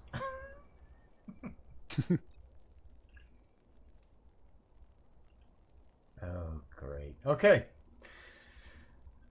So in Kawana, the same experience happened, or not Kawana, Eagle Eye, the same experience happens. It's like all of a sudden this fogginess is like been lifted from him. It's like, Hey, maybe he can guide us now. All right. I marked both those off on my sheet.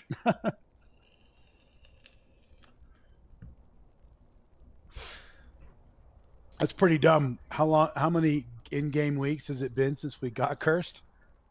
Multiple, in right? game weeks, more than multiple. I could have done More this than at any multiple. point in time. We were studying to level up. Well, you weren't. You actually. No, yeah. Okay. It's all part of life. I'm just glad Thoden finally figured it out.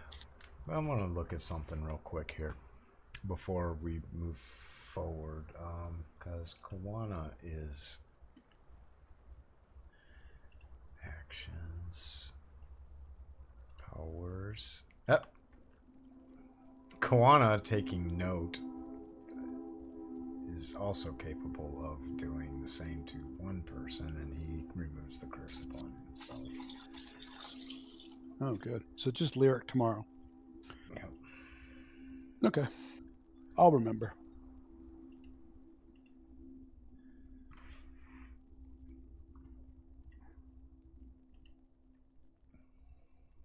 Perfect. All right. So camp is broken. What do you It's guys just like want to do? we have another problem we have to fix with Eagle Eye. So I won't bring that up right this moment in time, but we have a problem we have to fix with Eagle Eye. Do we? Yeah. Eagle Eye, two weapon fights with two long Yep. swords. Yes, you do have a I- problem. and we can't really- We got to fix that.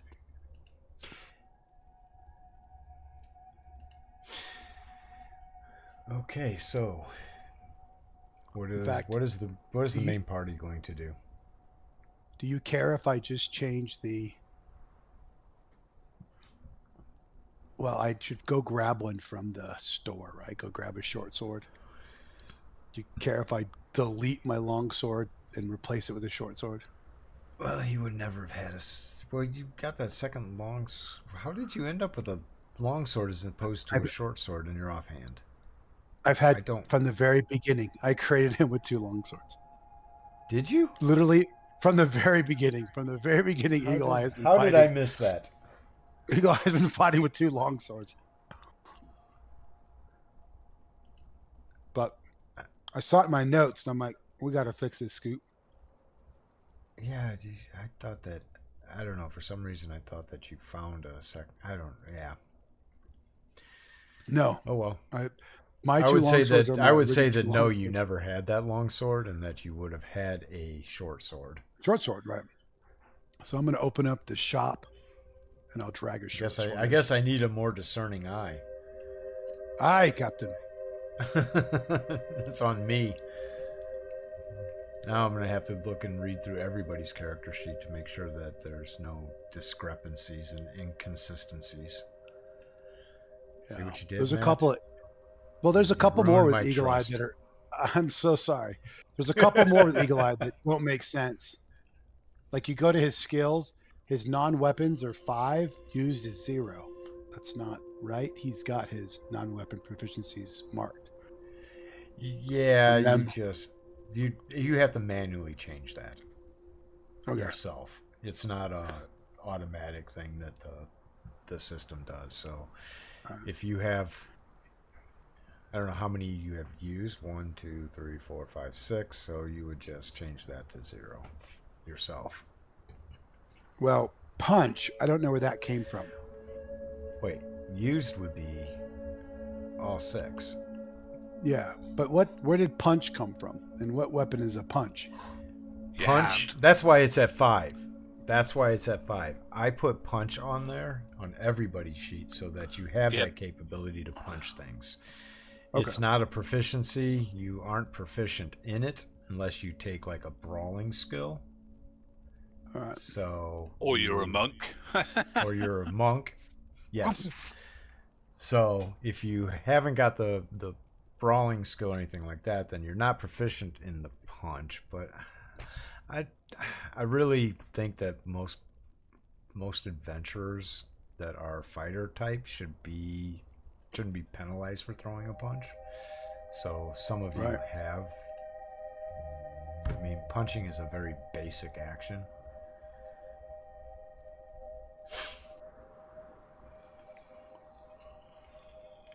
Yeah, I tossed that on there because a punch every now and again does come up, and Yeah, totally.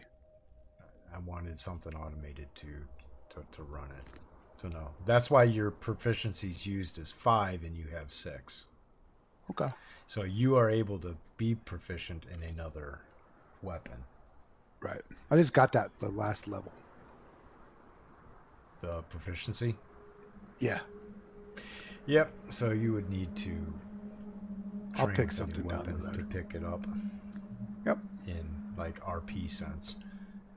Okay, so what is the main party going to do at this point now that you have woken up to a new day and 3 of the 4 who had the fogginess or no longer have this fogginess?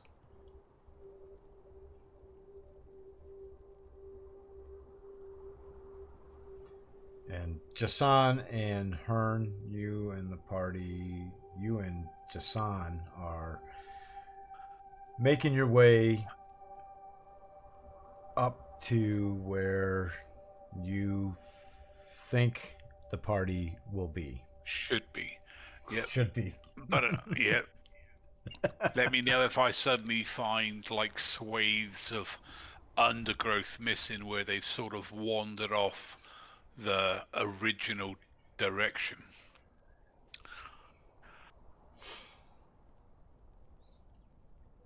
I'll keep that in mind. Yep. So Matt and Rat, what are you and the rest of the crew going to do at this point? Oh, well, Up. yeah, I guess up. What? Yes, that's what he's about to do. He's doing his morning stretches, and he's getting his chopping on right in the way, and he's looking at the bushes with one eye. Where should I get at it now? And that's about it. I have a feeling we have to go this way. And he points at like 3 different directions.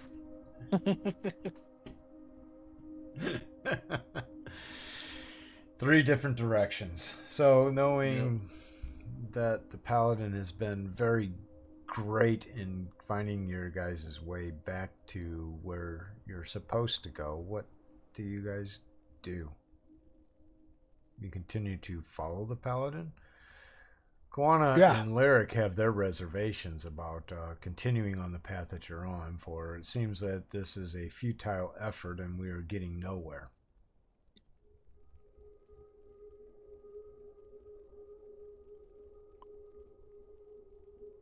About how they'd say it too.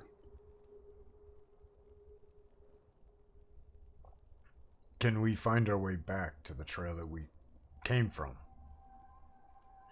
Surely with as much damage as we've caused through this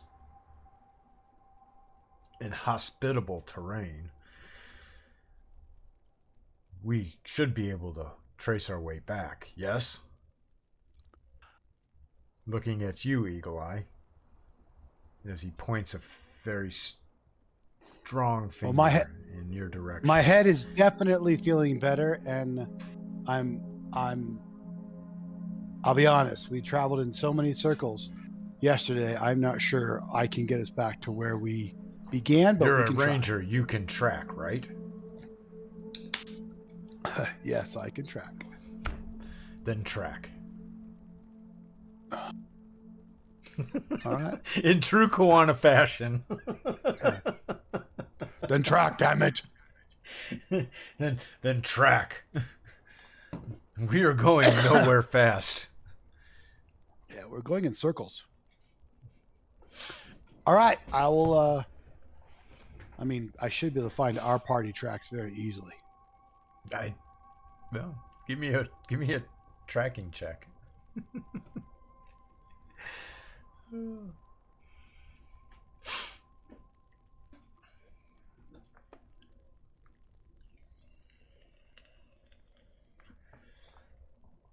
You immediately know what your track is, and so following these tracks for about 3 hours, maybe 2 to 3 hours, you find yourselves back at the trailhead that you went off on. Holy shit. So we've now spent like 15 hours tromping around on the side of this hill. 10 to 12. So it went, but you spent like 8 of those hours just wandering around in this haphazard, no direction whatsoever, maze-like path that you have created.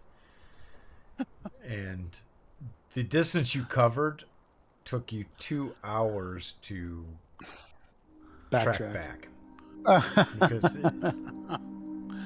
so I had a audio image of Eagle Eye with the voice of Arnold Schwarzenegger after the shaman says to him, "Track," and then Eagle Eye turns around and goes, "I'll be tracking."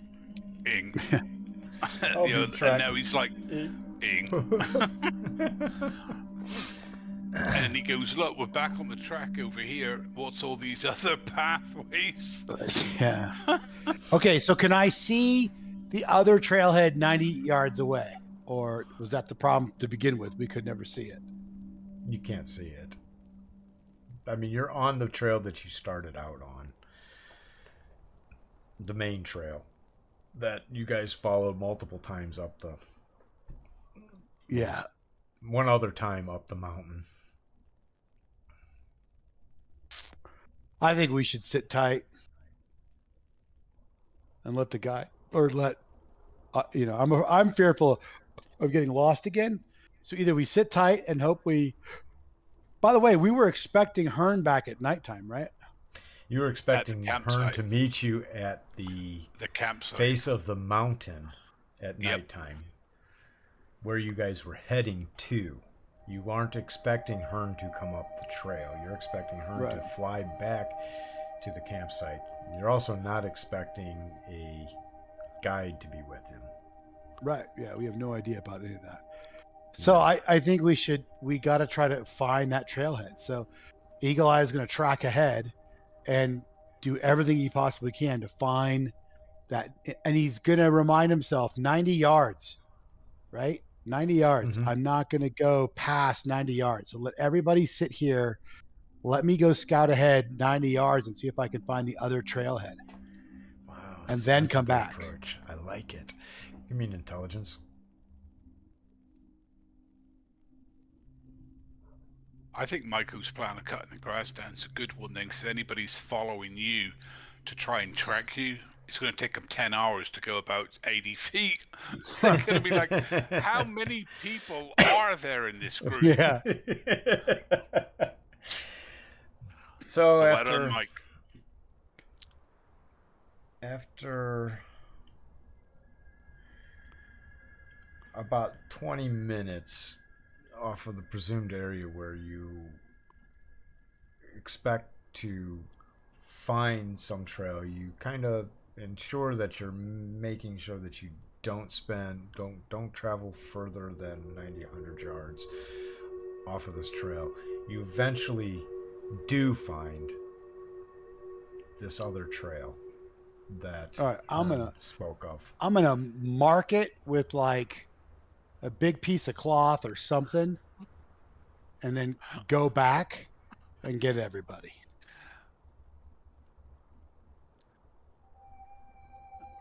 Sorry, it's one of these images again. It'd be like Eagle. I'm going to mark this spot. I'm going to set fire to the ground. Right. I'm expecting I'm gonna put up a big old flare, shoot a flare Yeah. gun up in the air. Just set fire to this dead tree that's right next to it. Now we know where we're going. So Have you every eventually druid you work your way back along the trail that you used to, or the pathway that you kind of used to get there, finding that you're able to intersect and bridge that gap to make it a shorter distance to travel than the winding, arcing path that you took in order to circumnavigate to that point. It takes you about 20 minutes to get back to where the party is. I relay that I found the trailhead and I marked it, and let's go. Okay. After about a half hour of making your way to that point, you're successful in re-navigating to it. It's a lot slower moving, though, because of Thodan and those wearing plate mail armor. You eventually do make it to the next trail that Hearn had spoken of. A day later. 2 days ago. 2 days ago. All right. Let's try to make a good pace. Jeez. You get there and you see the skeleton of a deer propped up against the frickin' wall. Been here for a week. Where were you? ... dot, dot, dot.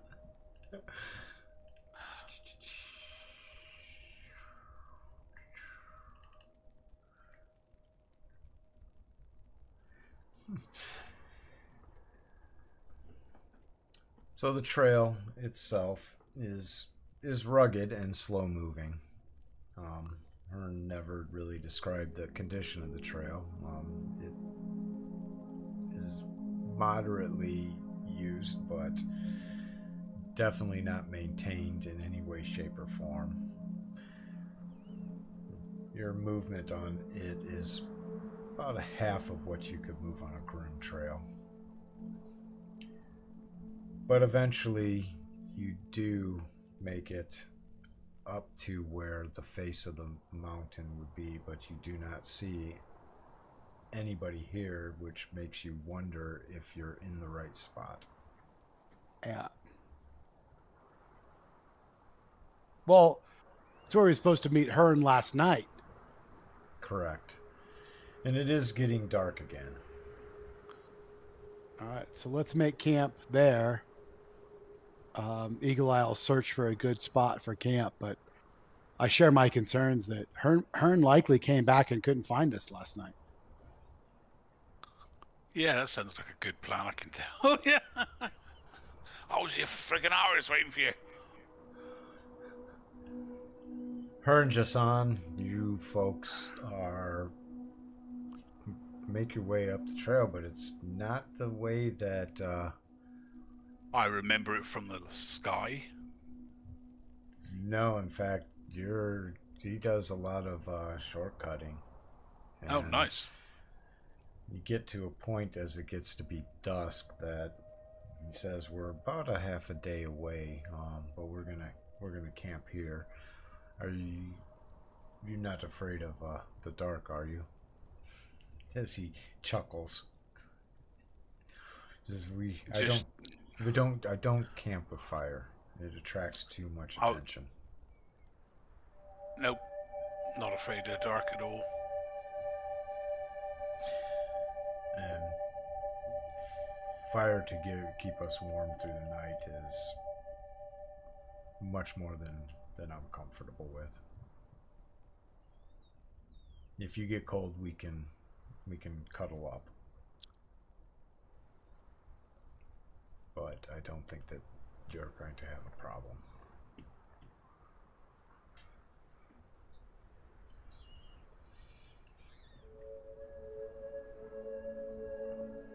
He goes, I'll take the first watch and I'll wake you when I'm ready for you to watch to do your portion of the watch. Does that sound fair?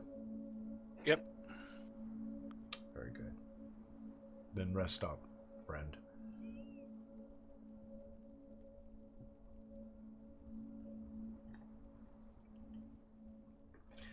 Main party. We're bonfiring it up. Setting fire to absolutely every piece of shrubbery for 12 miles. Yep. Fuck. It'll look like one of those California freaking wood, wood fire things, forest fires. Holy crap!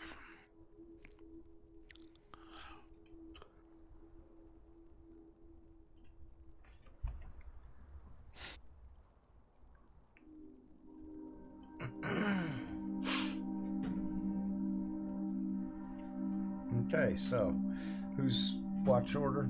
Is it going to be based on the order that we have in? Yeah, we'll just go with that. Yeah, it should be the order of the party sheet, with the exception of Hearn, right? So, I don't know. Maybe Thoden does that last watch by himself. Okay. And I'm only. I'd say it's during the second watch.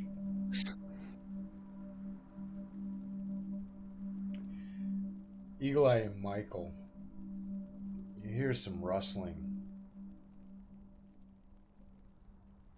in the bush, in the bush around you. That can't be. I cleared out this place. That was days ago. Okay.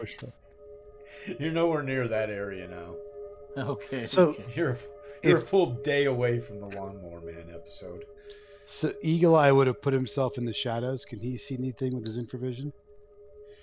You see rustling in the bushes. Is something trying to not really make itself known, but Yeah. What not very size? good at doing it. Is it cobalt so size? Where are you like located in proximity to this bonfire that you guys started? I don't have anything up to give you a visual. Don't need we're theater mining this. So yeah, so Eagle Eye is gonna get out of the light range of the fire, and he would find a nice shadowy spot where he could kind of oversee the whole camp. You do see a human-sized heat source, probably about 40 yards to your southeast.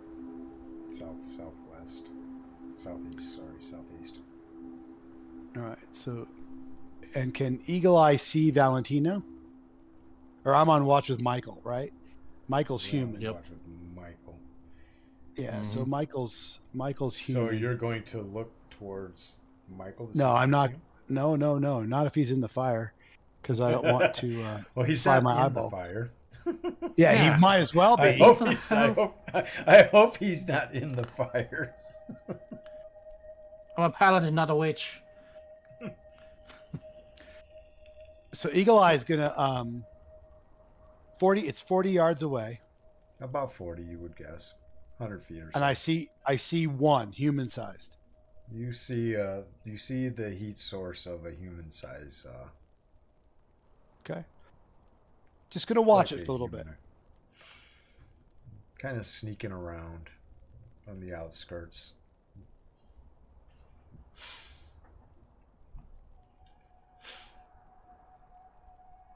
I'm just gonna watch it.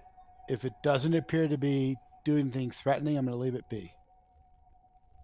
If it gets closer to the camp, then I'm gonna maybe I'll take a pot shot at it with an arrow. Okay. So I'm just gonna watch it. Definitely, this form, this humanoid form, is definitely working its way slowly towards the camp,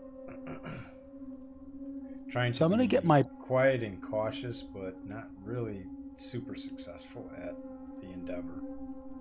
Okay, I'm gonna get my bow out,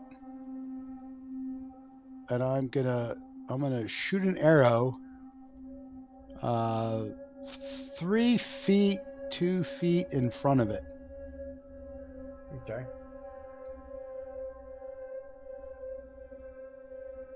As you do that, you hear the form say, "Hoy! Mean no harm."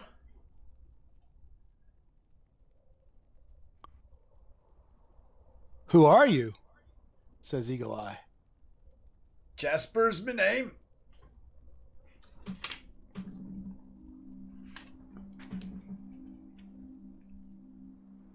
As he rises to full stance, definitely is the form of a human, though you still can't make out features or anything, for you're relying upon your infravision Yep. at this point, but definitely has the very, very familiar heat pattern of a human being. Jasper. Arms are raised. Jasper, approaching a party at nighttime is a good way to die. Just checking. Can I come forward? For what purpose, Jasper? And I'm loud, so I want Michael to hear me. Michael, you hear this. What the hell is going on over there? That's exactly what he'd be saying. Perhaps some trade or some food? A wee bit of conversation? Yes? We're talking from here, Jasper. What would you like? Some trade or some food or a wee bit of conversation, perhaps? Yes? And what time is it? Yeah, exactly. It's like midnight? If you had to guess, you'd guess it's 9-ish, 10-ish. How many of them are there? Just him? You have no clue, Michael. You hear one voice. You but hear you hear one me calling voice. him Jasper. Yeah. How many of you are there out there? No, it's just Jasper. No one else but Jasper. Some food, some trade, perhaps some conversation, yes? How'd you come about our camp while in the middle of the night like this? I was called here. By whom? The fire. The fire has called you. But yes. So how about it? Some trade, some food, some conversation, How far away is yes? he? How far away is he? From your position, probably about 50 yards. He is slowly, continually, like very, very slowly and cautiously, continually moving towards you, though, Eagle Eye. He goes, I mean no harm. I'm a simple man. Jasper's my name. So yes, shall it be a conversation, some trade, perhaps some food. And warmth by your fire for a little while. Jasper, you can join Michael at the fire. Yeah. I am not taking my eyes off of him, and I have an arrow knocked. I'm gonna detect evil when he comes closer to the fire, like within the 60 feet or so. There's this So lump as of he flesh in approaches, one of the tents that starts to glow.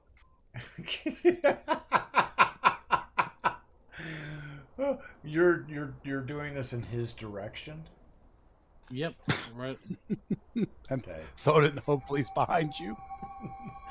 Let's just see where Thoden might be located in proximity to. Oh, interesting. So as you sit there and you concentrate and focus, you don't really detect You don't detect any evil intent at all. Okay. And what you see is this being approaches and comes into the light is a haggard-looking old gentleman, long hair, long beard, kind of beat-up clothing, wearing some leather boots that look that they have seen the days of a better yesteryear. He says, "You It's, are." As he looks I at am you, Michael. And me? Oh. Yep. I am Michael Graves. And you are Jasper. What, may I? Where I do you am- hail from? Jasper Hearn. Jasper Hearn. No, I'm joking. I was about to say it's Hearn because he's been there for so fucking long. He's forgotten his name. He's just wandering around the woods. Wait. He's like 78 years old now.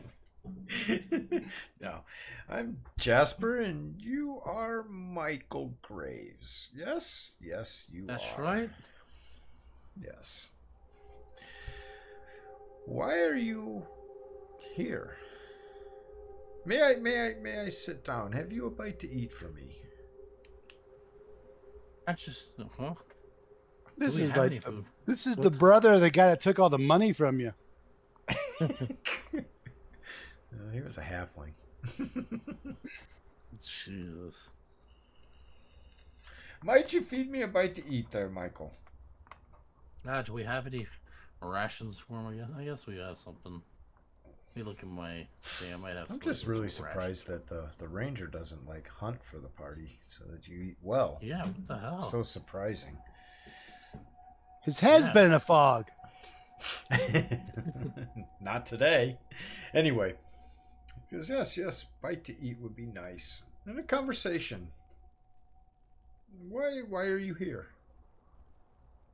Oh, can't you see? We've been trying to mow the lawn. I'm just kidding. No, I'm just. Let's see. Well, Trying to mow the lawn. we're trying to get to a certain place. Well, I don't know. I don't know if I should really tell him what we're actually doing because he just popped out of nowhere. It's kind of weird. What do you think? I Where'd wouldn't you tell hear him from- anything. Yeah, we're just here for the scenery. Doesn't look like a grand. It is a beautiful place here. Yes, I've spent the past. Well, I don't know how long I've been in this area, but it's been a long time. You know I was everything just there is very around? glad that you weren't the Cimmerack. Oh, the simmer what? The Cimmerack. Yeah. Oh, ruthless bunch. Well, that's they not are. us. Ruthless bunch. They'd no sooner cut your throats in the middle of the night for just being in their location. This is kind of part of their territory, which surprises me because you have such a big fire. Yep. We like big fires. Because we're idiots. Keeps us nice and warm in the night. Nice and warm and toasty. I see. It does have the propensity to be a bit chilly during the evening here for those who are used to being bedded in fine, down, comfortable abodes. Oh, I miss the days of my time in the court before I was cast You were a away jester? for Oh. heretical thought. Who would do such a thing to you? Why, the high priest of St. Cuthbert did. He did, indeed. What? said my Why would he line do of- that? My line of thinking was out of line. And what were you thinking about? Oh, that St. Cuthbert truly believes that... Well, do you want me to go into the whole thing with you, son? I think you better tell me all about it. Well, then, if you really must, St. Cuthbert came to me in a vision one night. Is He that told so? me, indeed, he told me that I should be his next high priest. And he told you And that now, did he? Indeed, he did, and that he wanted his followers to be more in commune with nature, and less fervent for battle. With nature? Yes, It doesn't sound like to grow Cuthbert to crops me. and to grow crops and tend to the goose flocks.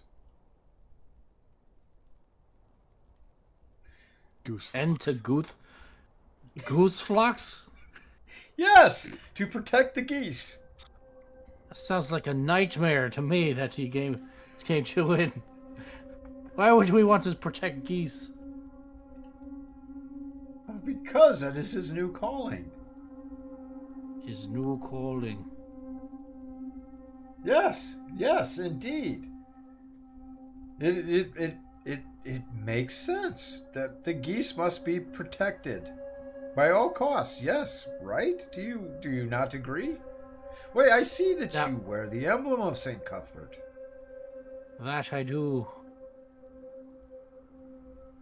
But why would he? And then be I worried speak about to you in geese? pure honesty. But Malaki, down in Lofwick, said my thoughts were heretical and cast me out into the wilderness. Yes. But there's something- you would agree, yes, that I am correct. Yes, St. Cuthbert wants us to protect the geese and to commune with nature. Yes. You get the clear understanding that you're dealing with somebody who is mentally... Yeah. There's something wrong with this guy here. But he's good on picking up on clues. What did? Yeah. Finally, he sees a gigantic symbol on my shield.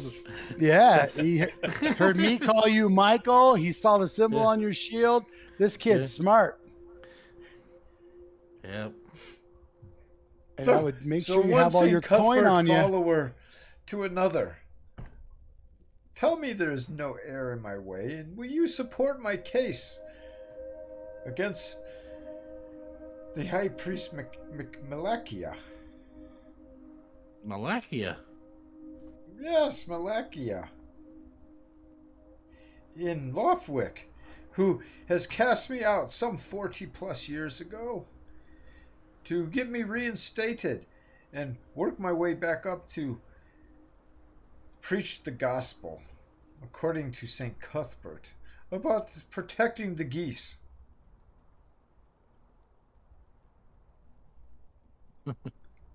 Will you help me? Well, I think you should probably rethink what you're asking me.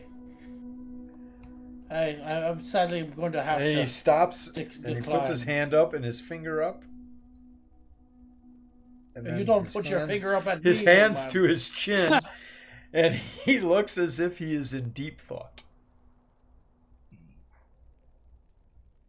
And he ponders there for a good 15 minutes. Eagle-Eye, what are you doing? I am scouring to make sure there's nobody else with this guy, but I'm watching him closely.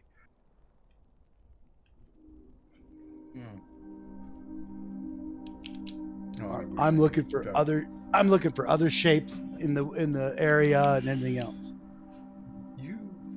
You do spy a flock of a dozen or so geese.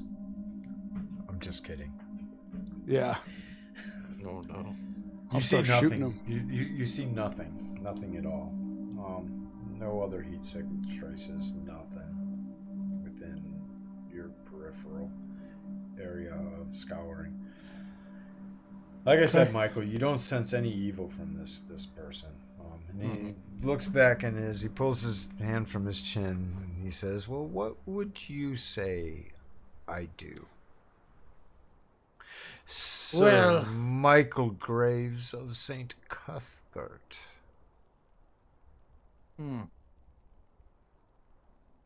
Well, I think you should probably think of people more than geese. Do you not believe that geese should be afforded the protections that those humans enjoy as well? Well, Have they no entity of their own, and were they beneath the will and the desires of St. Cuthbert? well, What say ye to that? well, it depends. If these geese were evil or anything? There's nothing evil about geese. They're just nature. We don't really deal with nature. You need to talk to our druid if he ever comes around. Just flies around and who knows where the hell he went. So you have no answer. No. You're speaking As long as there's no nonsense. evil You're speaking deities. nonsense. Yeah, I'm like, Michael, you're making less sense than this Jasper guy. I don't know what the hell. Don't even know what clergy you come from. What order? I was with the Order of St. Cuthbert. Up Order until of Saint Cuthbert. 40, maybe 20, maybe 15, 30, 25 years ago, when I was outcast to these mountains to see the error in my way, only to return when I have disbelieved that which I fervently believed through a dream sent to me by St. Cuthbert himself. That we must protect the geese and commune Why must with we nature. protect the geese? Because the geese are the key. The key They're to what? the key to it all. They Or are what is it all? the answer to all of our questions of life. The answers of life, you say. Yes, if you look and watch the geese, you understand. Have you sat and watched the geese before? Sir Michael Graves I've of watched St. geese plenty of times. Cuthbert. And do you not see that they are? I've seen a goose shite in water and eat it right up. don't know if I want Exactly! You do see. There's something wrong with the old man. I have been touched. I have been touched by a higher power. He's been touched, all right.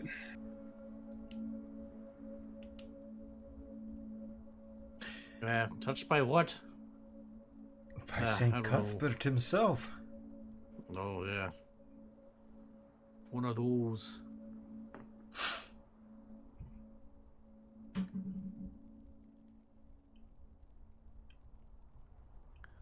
Yeah, I don't even know what And that at that, he is. looks to you and Yeah. says, I must sleep now. I'm tired. He's gonna sleep. Okay. And so he, like, legitimately just curls up into a ball on the ground about 10 feet from the fire and falls asleep. St. Goosebird on the downfield pillow. Yeah. Oh, he's got a feather down pillow now, does he? We got Michael Graves on off with lawn care company.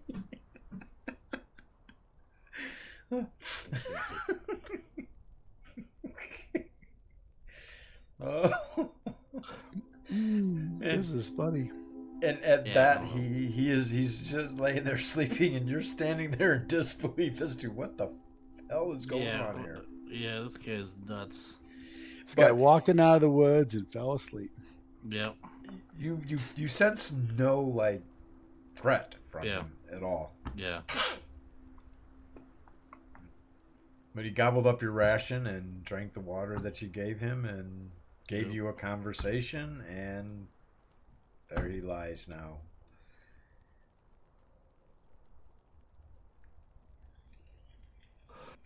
All Do right. you allow him to just lay there and sleep?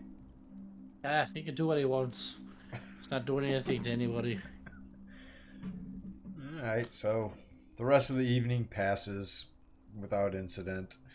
When Just you go to this- change the watch, I Valentino can't wait to tell Watch. wakes up and he's like, Yeah. "What the hell is this guy?" We went to bed at 6. We're waking up at 7.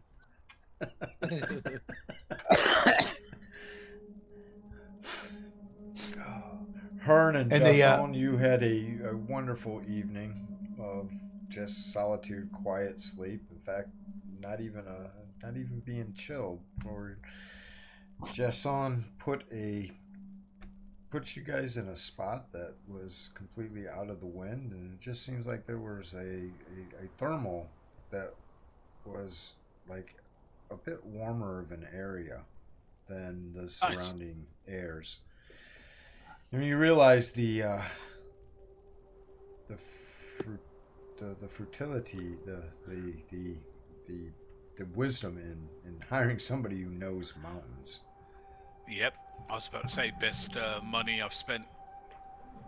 Best 10 silver or whatever, 10 gold. We owe you. No, it's going to be way more than 10 gold by the time I get to you. It'll be like, I got no money left, man. This guy's skinned me out. He's charging 10 gold a day. It took us a week to find you. We got stuck on this track that went round, looked like the freaking Grand Prix track going all over the freaking place. Just turn left. Just turn left. Keep going left. Keep going left. Yeah, we're back at the same spot again. Oh, it's night time. Again. Oh, so I guess he's getting up like an hour before dawn, like normal. oh no, this time it's an hour and a half before dawn. He's Okay. We need to move on. We need to be through this area before the Cimmerac Those things, yeah. start their movement. I keep calling them in my head Similac, but that's a freaking baby Oh, God. formula. The Similac. Dun, dun, dun. Bunch of cans come rolling down the thing. It's the Similac. Just don't get No. it wet. Hey, don't get it wet. Make sure it's the right but time. lacking. Yep. That's good. Similar but About lacking. an hour and a half before, he Well, I'm hands already up. you It's my another- watch, so Yeah, actually, it is your watch. He tosses you another piece of that pork and a A fruit couple bar. of those pectin bars. yep. And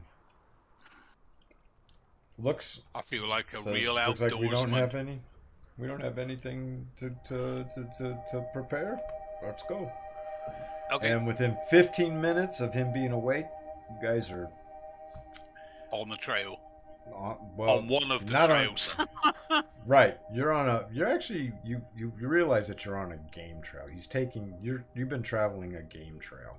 Like you're not Cool. on the main trail. It's a game trail. You have no real recollection where you are based on the map, but Eh. you know you're making progress somewhere. Yep, we're heading towards the mountain. That's all I know.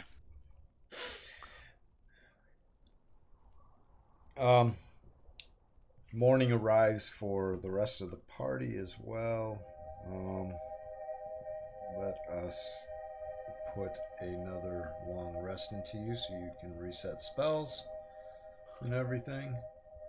All right. I'm going to use the one remove curse on Lyric, but I'm going to change my spells. Okay. So I'm going to keep one of my remove curses and use it immediately.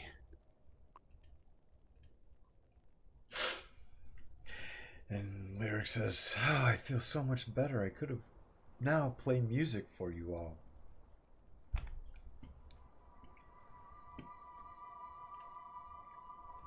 I'm going to ask just on how long, roughly, till we get to this area that I showed you. So as you ask him, you guys have traveled for about an hour at this point, and you can sense that the sun is starting to come up, and he says, we're about 3 hours.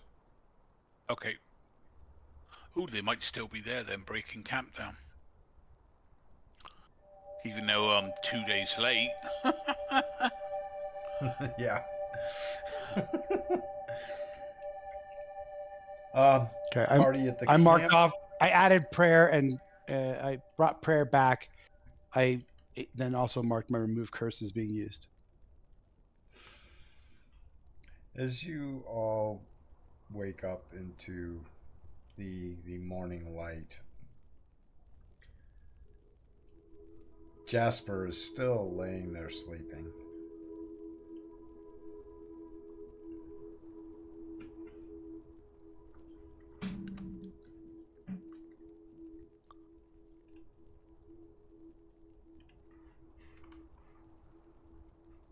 What are you all going to do? Let's move out. He can stay there. So you guys are going to break camp and start. Where are you going? Oh, so we're actually in the spot where we were going to meet Hearn, right? Just a day late. Mm-hmm. I think we sit tight. 2 days late. This will be the third night. Right, but this is the morning of the day, so we're 1 day late.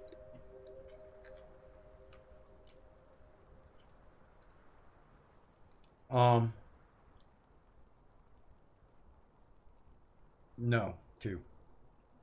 2 days late, because I've spent 'Cause you 1 guys day camped? in the campsite. Yep. You guys camped in where you were lost. And that's the day you should have been at the hill. Then you traveled and found your way and made it to the place where you're supposed to be on the second day. This is the third day. Mm-hmm.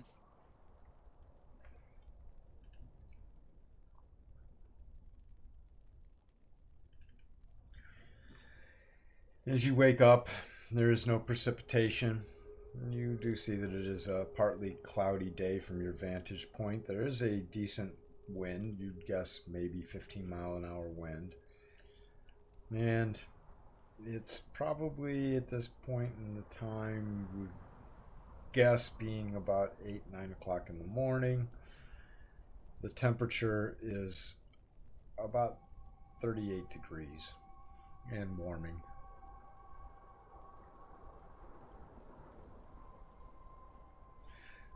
And so the fire is very welcome. But as I said, Jasper still lies there sleeping.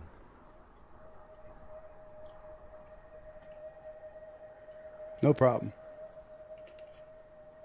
Get ourselves packed and ready to go. Hopefully Hearn shows up. Michael goes up to Eagle Eye and says, "Who's that right there by the fire?" That's your I'll just fellow go- priest of something What do you mean? Cusper. Never met him a He day in my shares, your, life. he shares your religion. How do you treat people? I'm just kidding. I'm just kidding. I'm kidding with you. Well, I can't believe he's still here. I'm glad I didn't shoot him. Why didn't you? He's clearly mad. No, just Yeah, but- no, don't you do that. Don't you do that. Thoden would have So- just shot him. Probably. I wouldn't put it past the little bugger. I wouldn't put it past him either.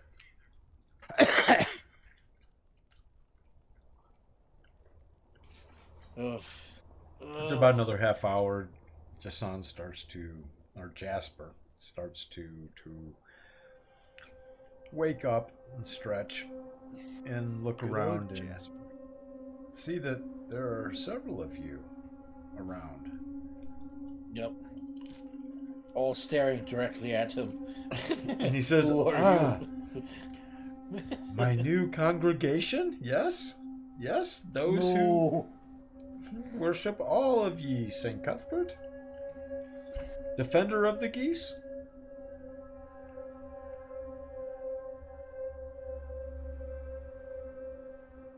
Thoden Ugh. will walk over to him and speak quietly and say, not all of us are believers of St. Cuthbert. And just walk on by.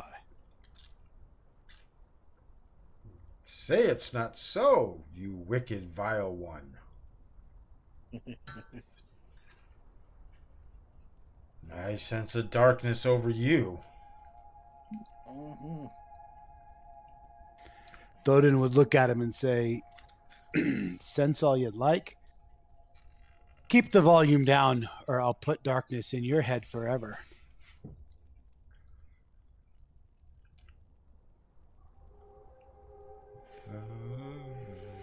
Very well.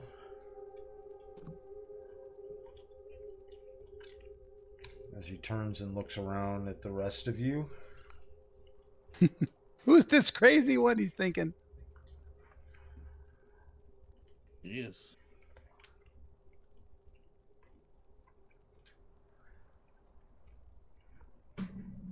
Michael's just thinking to himself, how does one put darkness in somebody's head?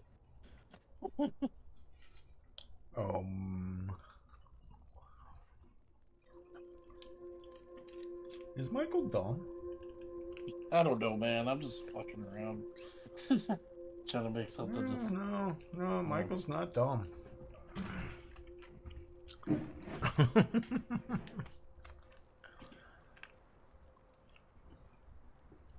My characters don't have the best stats in the world. Thoden's only got a 9 intelligence. But it's his 9 intelligence is damn near double his charisma. Yeah. That's my highest stat, charisma. Yeah, same. Has to be, yeah, for paladin it has to be. For druid. I don't know why druids have high charisma. I guess because they're, they just inspire, like paladins, they inspire loyalty and, that sort of stuff. I don't know. Yeah, I guess. Yeah, I have to have 15 or more to be a druid. Yeah, well, drop 10 and you're at Thoden's level. Nice. 3 1s and a 2, buddy. 3 1s and a 2. Oh Nice. my god. Was that the second? That was the first roll or second roll of dice? That's Thoden's charisma is 5. Oh damn. Oh, he's very likable Charismatic. guy. Yeah. But you've you can't see it. If you can see my on Discord, that's the AI I had draw Thoden on Discord. Let's see this. Can you see his picture on there? Yeah, Oh, is it- above Brat's character. Yeah, he's got a mohawk. Yep. Yeah. He's got a few staples in his forehead. Yep. And I changed my character because it's below Michael's character. Made him a male rather than a female now. There you Oh. go. He Where looks did we much put more this? like a druid. Where did we put him? Is it in general? Yep, general chat. Oh, we lost someone. We lost. Well, Oh, there he is. We lost That's Dwarf. true. He was so ugly the computer kicked. yeah. Computer was like, "You don't get to talk, man. Get out, boop." Yeah. Badoop.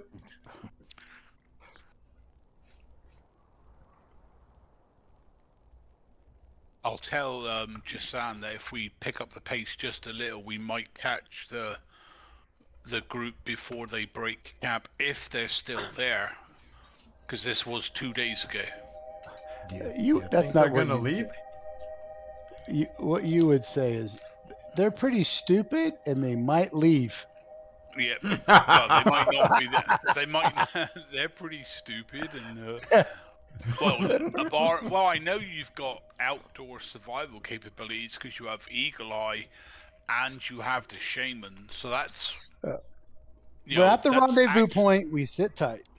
Yep, that's a good survivability. Michael's in my mind, like a religious. Michael and Thoden are the religious aspect of that, the wisdom, and then lyric is the morale booster. So you've got and then we have a thief. But we have a good team, to be honest, especially in my mind, wilderness-wise. The shaman is almost a druid, but slightly better at fighting. And then the ranger, who's really, really supposed to be superb at tracking things, that gets lost in a round room because you told him to piss in the corner.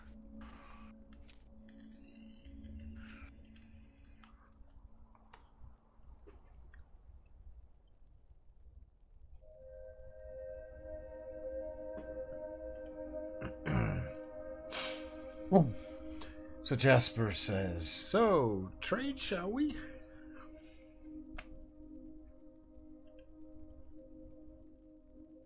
What you got the trade there, Jasper? If he comes up with some pitons, I'm gonna strangle him. I will laugh my ass off. I will got literally pitons. throw him in the fire when I get there. Say, you want to save the geese? Punt. Pulls out key pitons. Yeah, I've got 7 pitons that I found from some guy sleeping in the back of a wagon. Oh, that'd be amazing. That would be great. Yeah, and I got a few hundred feet of rope.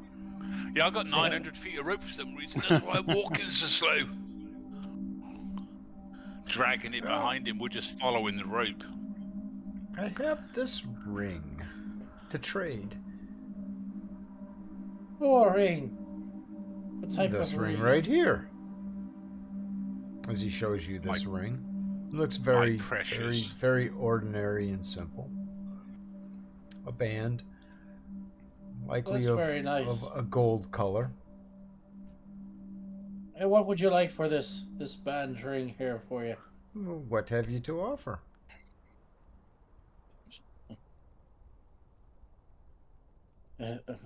Michael just kind of like whispers to Eli, like, maybe if I just buy this off from him, he might go away. Eagle Eye just chuckles and laughs. That's not how it works, my friend. What should you trade? How's Yes. Would you like? We had some, we had talk. We had did. warmth. We had meal. Now we trade. And what exactly would you like for this ring of yours? What have you to offer? Oh yeah. I don't dictate the terms. I only dictate the acceptance or non-acceptance of that which you have to bring to the table. I mean, would you like a gold piece for that ring? No use for gold pieces. No use. What would you like? No. Would you like a I blessing? keep telling you, I don't dictate what to be traded, but only the acceptance or the non-acceptance of the trade which you come to offer. Are you dense? Oh, yes. Well, then you turned off. Well, I guess you don't want the gold then. I have no use for gold. What would I do with a gold coin here? I don't Do you know. see a place to spend that which I has heard no that value? geese really like the. I heard that geese really like the color of gold. They might you come up to speak you. blasphemy. What Well, makes there you was say the- that? There was the goose that laid the golden egg. That's right.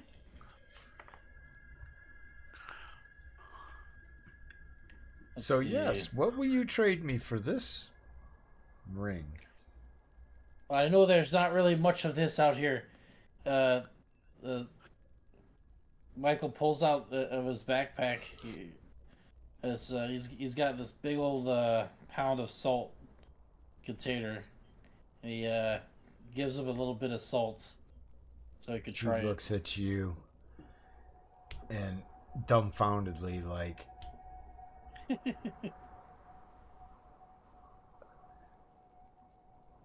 are you don't like really insulting me this way? I'm not insulting you. Do you really?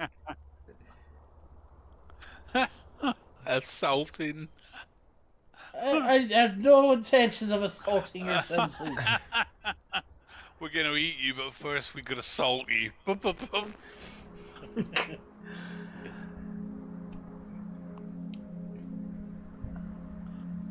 I mean, What it's the- good what- for meats. what you are can you- preserve what- your what- meats.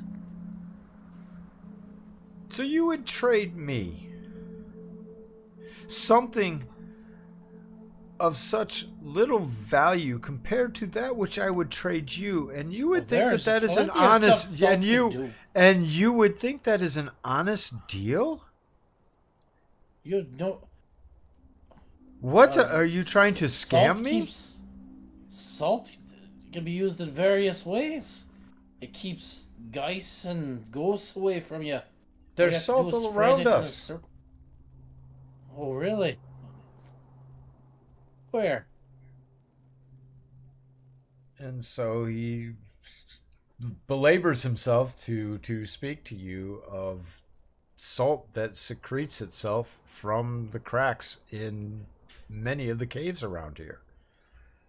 Oh, That's good there's to a know. cave around here. Where's a cave that has salt in it? There are caves all over the place here. Is there one close by? Of course there is. Would you? But we're not here to talk of that. We're here to discuss a trade. I have this that's a ring. It is a valuable ring, and you're trying to trade me something of nowhere near equivalent value for this? Well, I'm not too sure exactly what. And you say that you are a follower of St. Cuthbert, and one of St. Cuthbert's tenets is honesty. Do you think is that you were honesty. treating me fairly and honestly with what you were bequeathing upon me with this trade? Well, I first offered gold, but you didn't want that, You and I offered me figured, oh, gold? salt No? is pretty good. You could use it to elongate your meat to make it last longer, in case you don't have any food. And when I'm ready to trade that salt on to the next person, because I am a trader at heart. I trade things for other things with other people that I encounter. Would I have that same value with that salt to trade to somebody for something else? Would you think that be possibly. the case? No, you try to bamboozle me. No. Well, Then What if that about- is not the case, then offer me a fair trade. I don't know if I even have anything that would be a fair trade of that. Depends on what you would like. I tell you what, he opens up his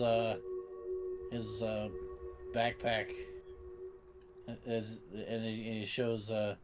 Do you see anything in there that you would think would be a fair trade for that there ring? And so, I am looking at your inventory now to look and see what you have in that backpack. Yeah, Jasper's getting excited now. yeah. There's nothing in here really. That's I mean, there's a flint and steel. There's gloves, rope, salts, clothing, water skin, whetstone. What you're saying is the salt was the best thing in your backpack. Pretty much. I mean, it could be used for a lot of uses. As he looks at you, he says, I would trade this to you for the item that you possess, even though it may be of lesser value, but that mace that you have. The mace. Yes, the mace. Your mace. I would trade this to you for that mace. The +1 footman's mace. What does +1 mean? Oh, well, I'm asking you as a GM for that, but let me think. What other mace do you have? Okay, I was just I thought I had one other one, but it was that I think I put it into the party sheet for that. No, Yeah, I gave you you have, my mace. Yeah. Yeah, You have a non-magical horseman's and a magical footman's. Yeah. That's what I was. Where is it? That smaller mace of the two. That one. Smaller. I would be losing out on this deal, but The horseman's mace? Is that what you're talking about? Or the other one? well, Or the, I would typically say that a horseman's mace is longer than a footman's Longer. mace. Yeah. Okay, yeah, that's true because if it smacks somebody with it, it'll be on top of a horse. Well, Jasper's got a good eye. yeah, he does. That's like pretty expensive there. Let's see. But I don't know.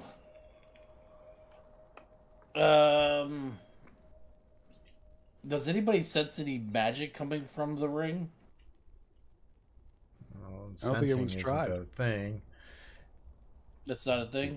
Detecting magic as a spell is a thing. My detect magic spell is not available to me because I swapped it for a remove curse.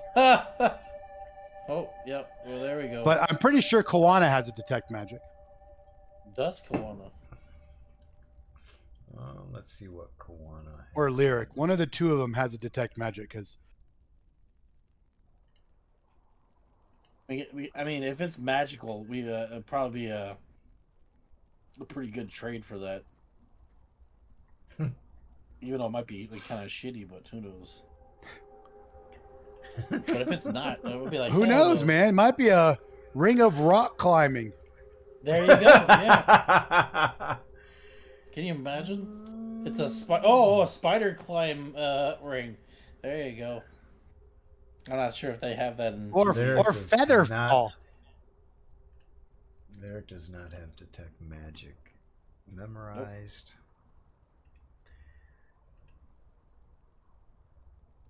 Nor does Koana could dispel magic. No, that's not what we're looking for. No, we're not looking for that. I mean, as you are transpiring through this, you hear another rumbling through the woods to the south of you, coming up towards the camp.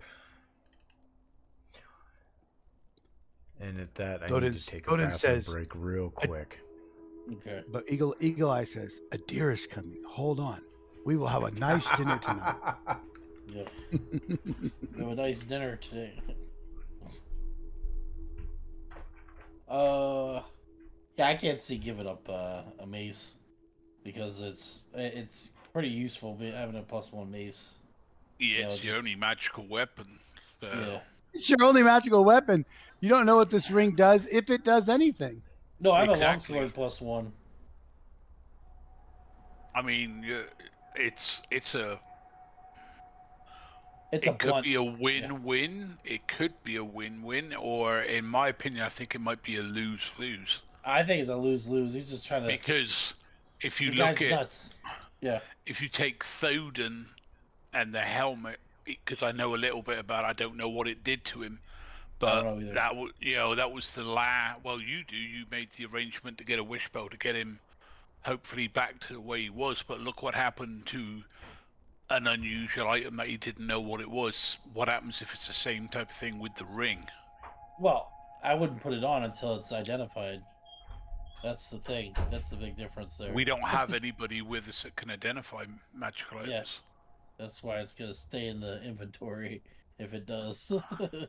I mean, if given, I can detect magic tomorrow, but Yeah. not now. I'm in the Yeah. same boat. I can do it tomorrow. I just Yep. can't do it today because I have, I had to wondered if, remove curse on 4 people. I'm wondering if Valentino has got appraising as a skill. If he has, it won't tell him if it's magical, but it will give you an idea if it's an expensive ring. Yeah. So he might say, oh well, the ring could be worth 200 or 300 gold, Yeah. which might equate to being more valuable, i.e., because usually Yeah. really cheap tin rings or dented copper rings aren't the ones that get enchanted. It usually is a higher quality ring. Yeah.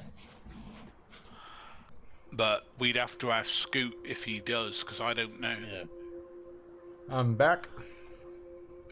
All right. Do you know if Valentino has what was it? Appraising Appraising skill, Yeah. just to give an idea of if he thinks that ring is physically valuable. Not Magical. not magical or anything else, but is the gold ring itself like an unusual shape, or it's got exquisite engravings, therefore making it a bit more valuable than a 5 gold piece ring. Now he might cock it up, get a complete fumble, and go, "Oh, it's worth 10,000." But he might. He does might not be have able- that. He is not a capable appraiser. But Rap. he does have Lyric, a discerning right? eye. Yeah. Lyric yeah, has you a might very be able- discerning eye. Yes. Yeah, she likes jewelry. There you go. So she looks at it and, well, she does have a little backup plan though. So let's just see what that does. Mm-hmm.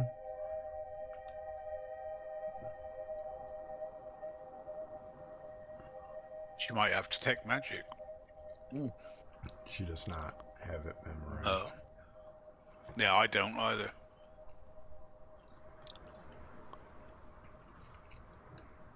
So she asks Jasper if she may hold the item.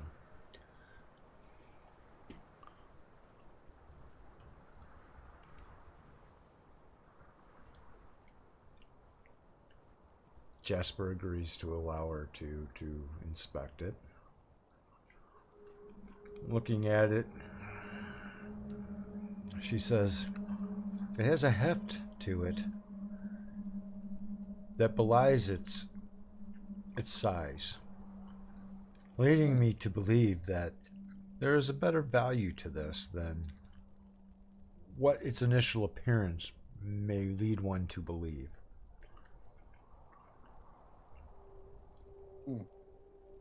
Mark, we just made of lead. Let's see. Why don't you ask St. Goosebert? He might be able to tell you. Yeah. Yeah. Hey there, St. Goosebert. St. Goosebert of the down-filled pillow. Yeah. It's the god he follows, not you, him. Yep. So Jasper, does this ring do anything special? Oh, indeed it does. Oh, really? What does it do? Well, I can't give that away. That would take away the fun of the trade. This ring is great at taking footmen's maces from people in St. Cuthbert. Oh, that is good. But no.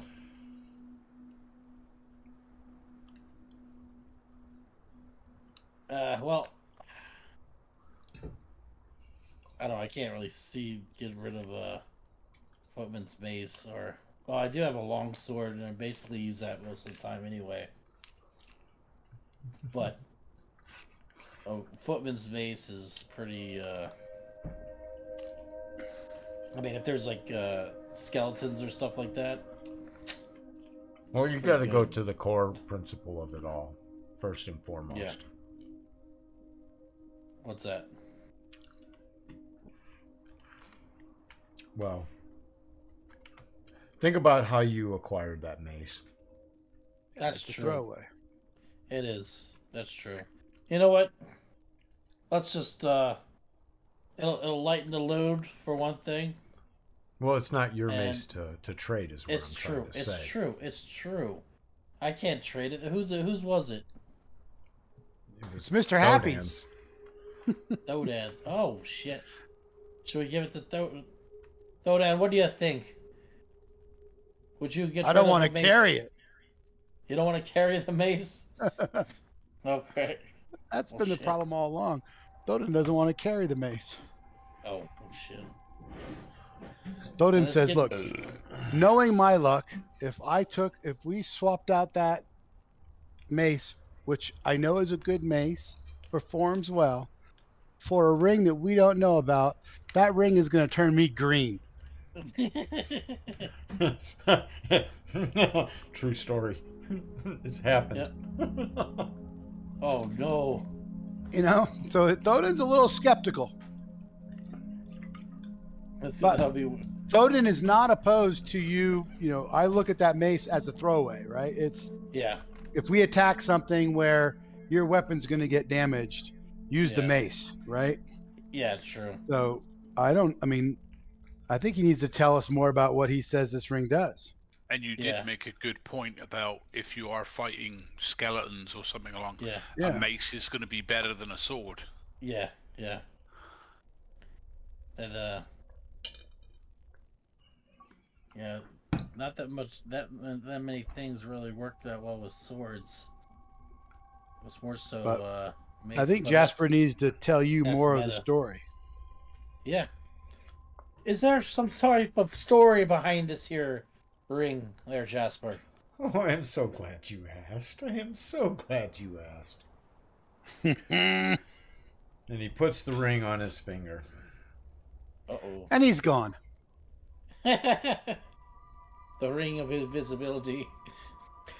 And he begins to tell you a tale of how he acquired the ring from another group of able-bodied folks similar to yourself.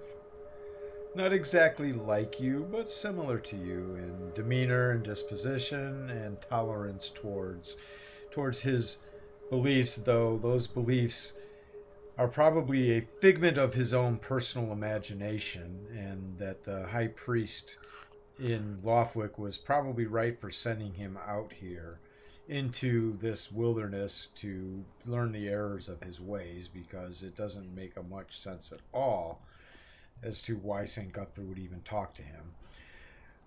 But he had, at one point, was carrying around this other emblem, which was allowed the wielder of it to make undead run away, and he had traded that for this ring. And that undead emblem he had received from another group many years prior to that, who had claimed that they had found this on the body of a cleric or priest of some sort, some 600 feet above where we stand at this point in time.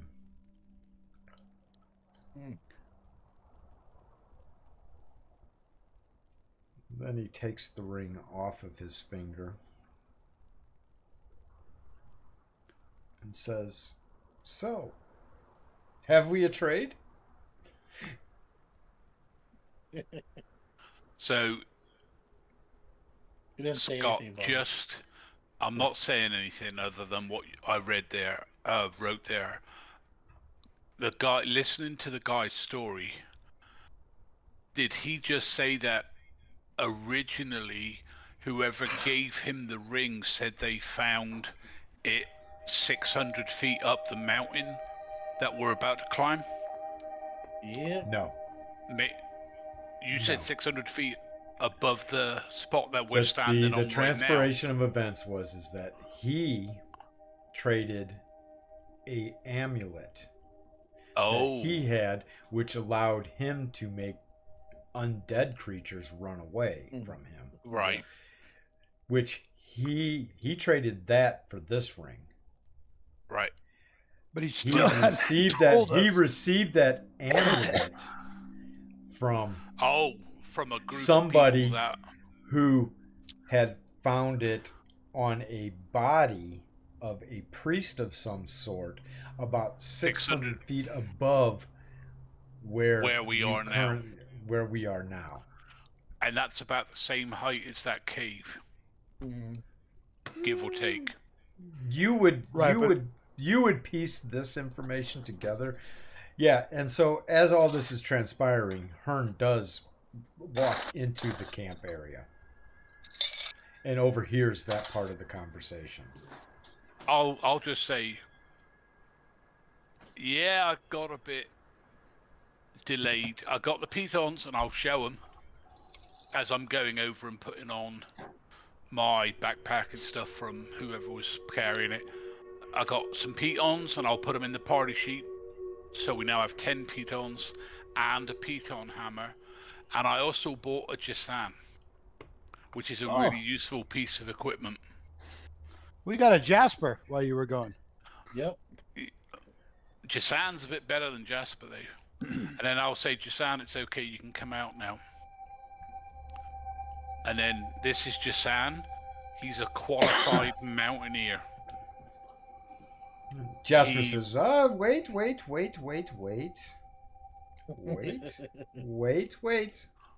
I'm just going to look at Jasper. We're in the middle of a trade here, and we're in the negotiation stage. So, though your quest may be true, different. Your quest may be true and honorable. The trade must come first. In your mind, but so what say we have here? Are So we to trade this ring for that mace? Yes? No? Does Stoden get shall I any... stay or shall I go? Does Stoden get any, like, can he sense anything off this ring? No. What would you be trying to sense out of curiosity? Well, is it so let me ask the question a little bit differently. So does my amulet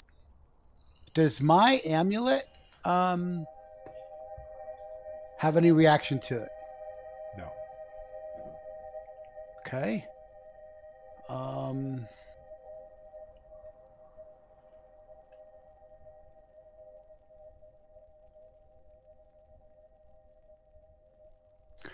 Excuse me.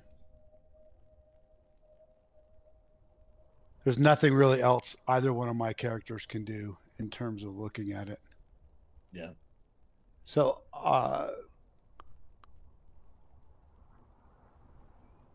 you know what?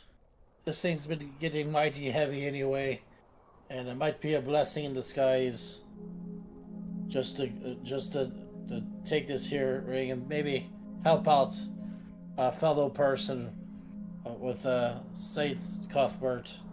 He looks as though he may need it in the future, so might as well just help him out.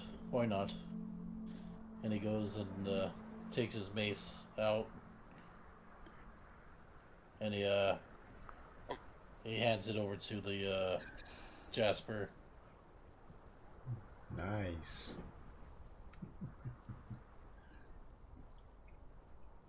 But he doesn't put it on or anything. He just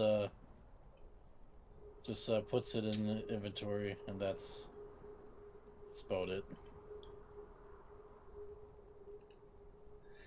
All right.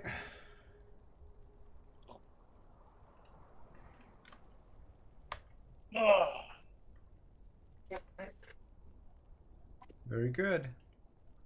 So you have this ring. I gotta make sure I get the footman's mace out of the inventory or whatever. Where's it at? It's gone. Oh, yeah, no. don't worry. Scoots quick with that stuff. Okay. All right. Well, so you have the Jasper, as you make the trade, looks to you and says, "Indeed, you are the greater beneficiary of this, for I have tried to trade this ring many a time. No one but you could see its true value. For What? truth is that of the most greatest essence. And now I will be able to trade this mace for something even better than it, I hope. For this is a very beautiful mace. You could thank Thodan over there for that. No, he scares me. You should watch out for that one. He has shifty eyes. Always seems to be appraising things. Yes, he does. And now he turns to you, Hearn. Yep, It I'm says- just putting like backpack on and Fair Druid.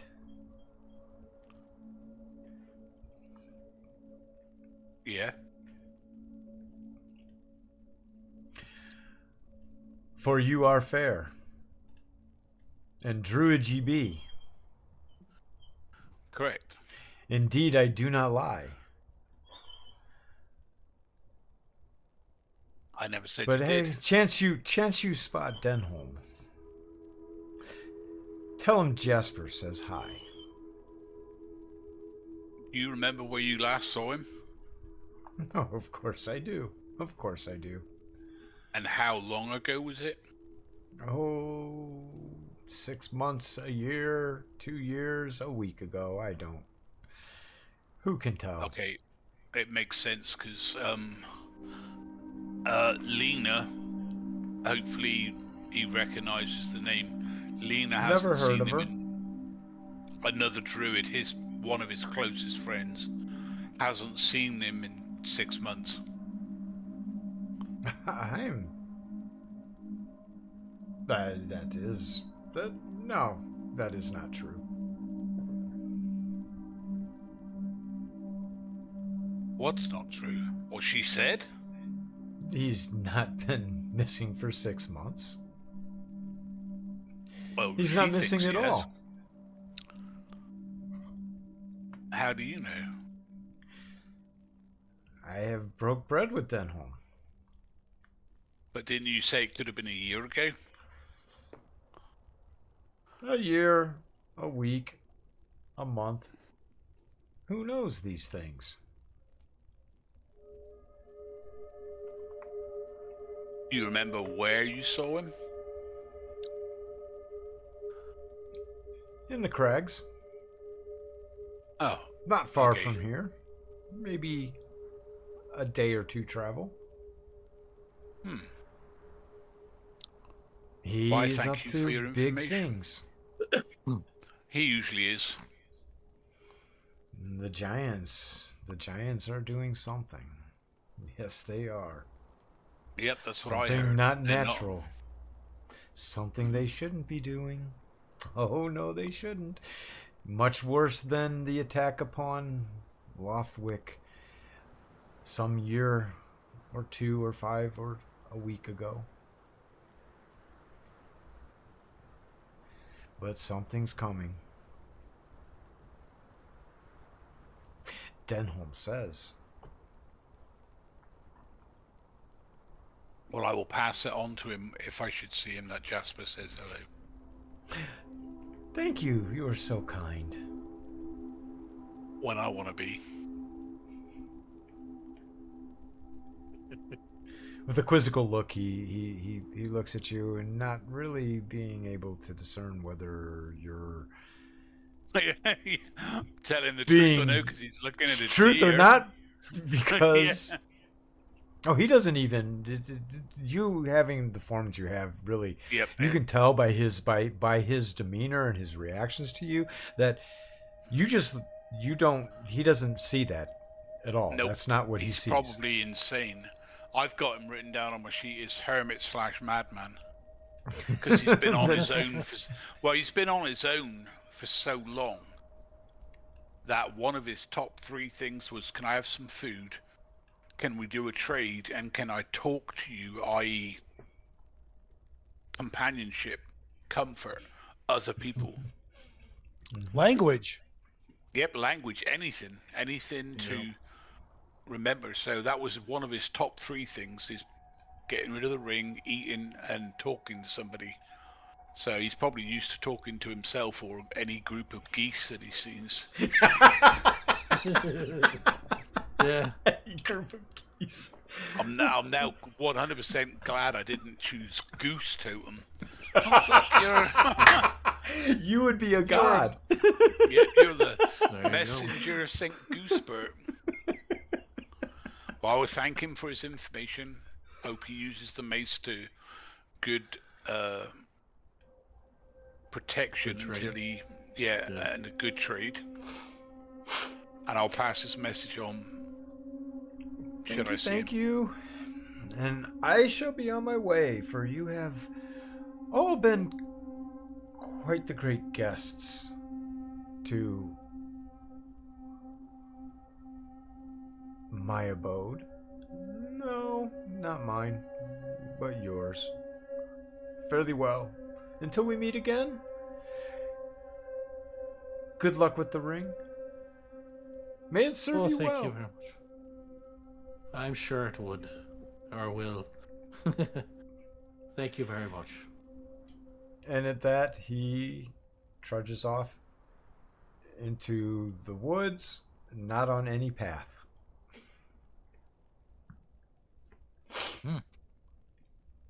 Oh yeah, he was Taking a gonna leaf tell out of us- Michael's thingy. Wait, what? Taking a leaf out of your lawn care. Yeah. he's looking for your trail, Michael. You'll find it. It's everywhere. Yeah. All right. So, you introduced Jason Yep. to the party, and so everybody Yep. can have a.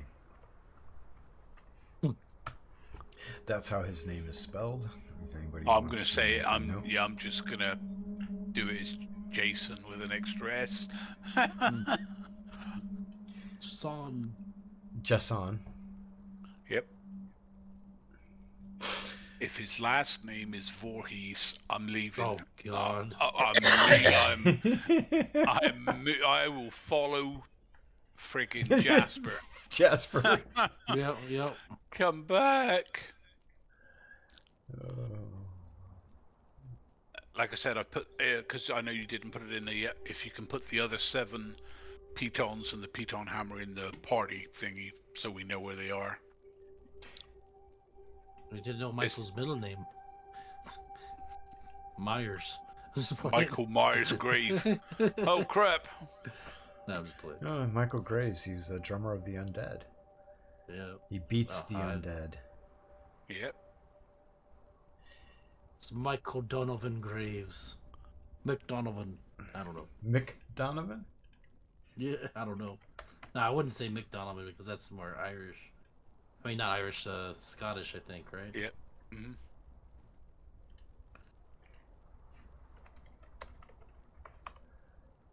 They call him Ewan. It's an Irish name. That could be a Scots name as well.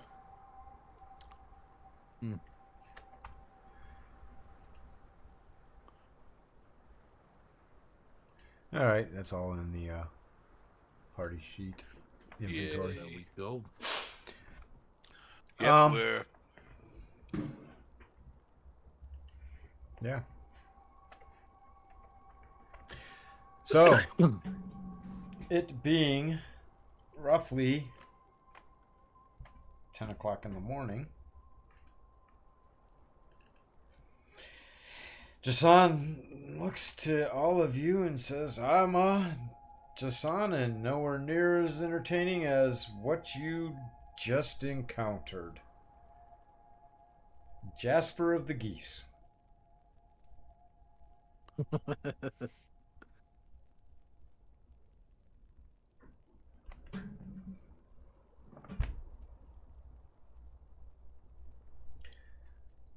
So, which of you has climbed a mountain before? Don't all speak at once. Odin says, I typically don't go over them. I go through them.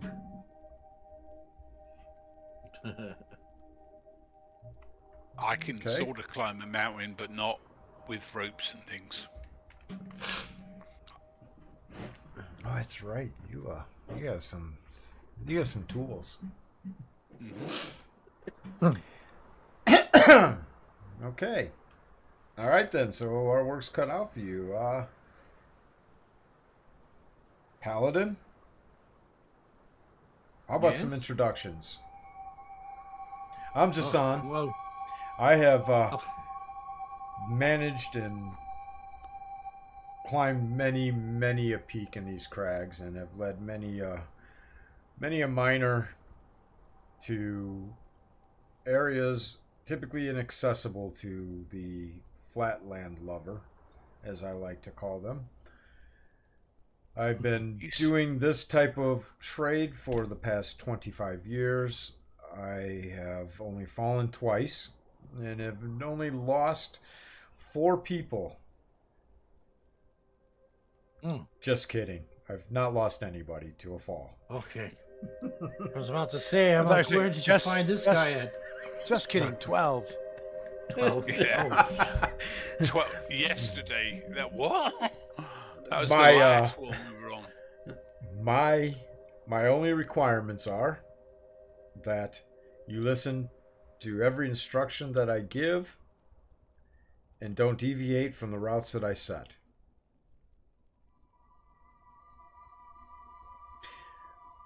Barring that, we shouldn't have any problem. We can make it up to the top of this in about 9 hours, judging on the character of each of you that stands here in front of me. At this point in time, I would ask that those of you wearing armor to disrobe. Because I didn't know there was that type. You're not climbing. You're not climbing this in armor. I'm sorry. Just not possible. Get the large sacks out and strip off the armor. We'll pull the sacks up after we make each ascent. Looking at this peak here, we are talking. Oh, I'll have to likely scout ahead a bit to find some good sit areas, so where we can set up a rappel. But I think that this is going to be a 8 to 10 anchor down area climb. We'll haul the gear up at each of those rest points.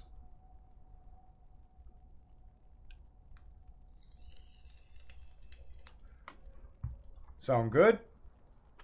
Sounds like a grand idea. At least we're going up. Things are going up.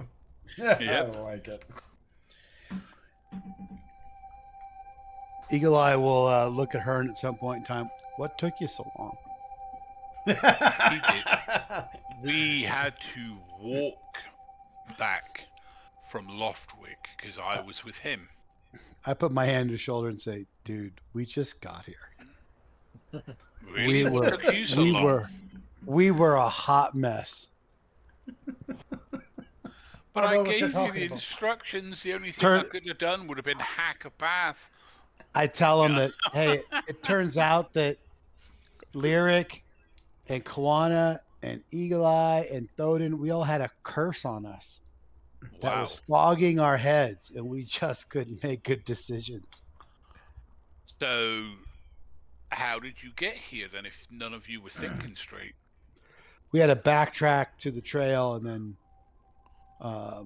backtrack to where the original trail ended, and we hung out there while I scouted ahead to find the trailhead for the second trail, and then we crossed the gap. But Nice.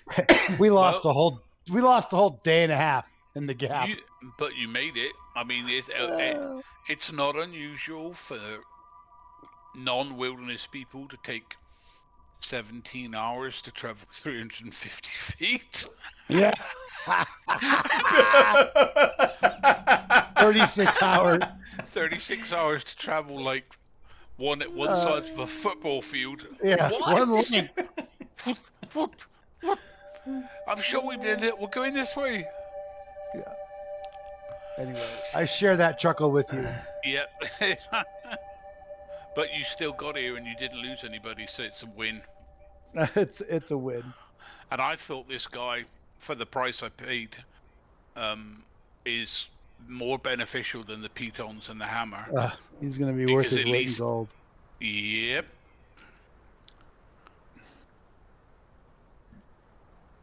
And he's with us for, didn't he say 7 days, Scott, or was it 8 days total? He said it'd be 7 days. Okay. That's- So we've he'll got have him you for, up and down within a 7-day Yep. period. We've got It's 5 depending on more how long days. you guys are screwed up there. Right. We've got like 4 or 5 days of his services before we have to pay him some more money, and he is worth it because he got me here quicker than if we had followed the actual trail itself. He knows all sorts of wilderness tricks. So yeah, he's definitely, and it's only gold. I mean, I have no use for gold.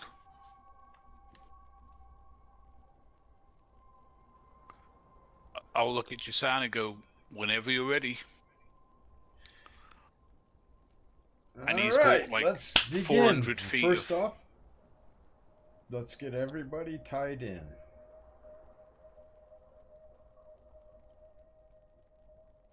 And so he does a makeshift harness for everybody and a trailing rope attached to the baggage that you guys are going to haul up. At every rest stage. Yep. So I'll need, none of you have a climbing ability except for Lyric And Thief Guy. and Valentino. Yep. So I'll need D100s for everybody aside from those two. I guess, yeah. everybody aside from those two. Which way are we? Yeah, obviously Jasan's at the front. Is he roped as well? Oh yeah. Okay, so who's like the order of the climb, so to speak? Well, that's a good question. I was going to go into what the watch order was, but if you guys have some other idea as to what you want that order to be, speak now.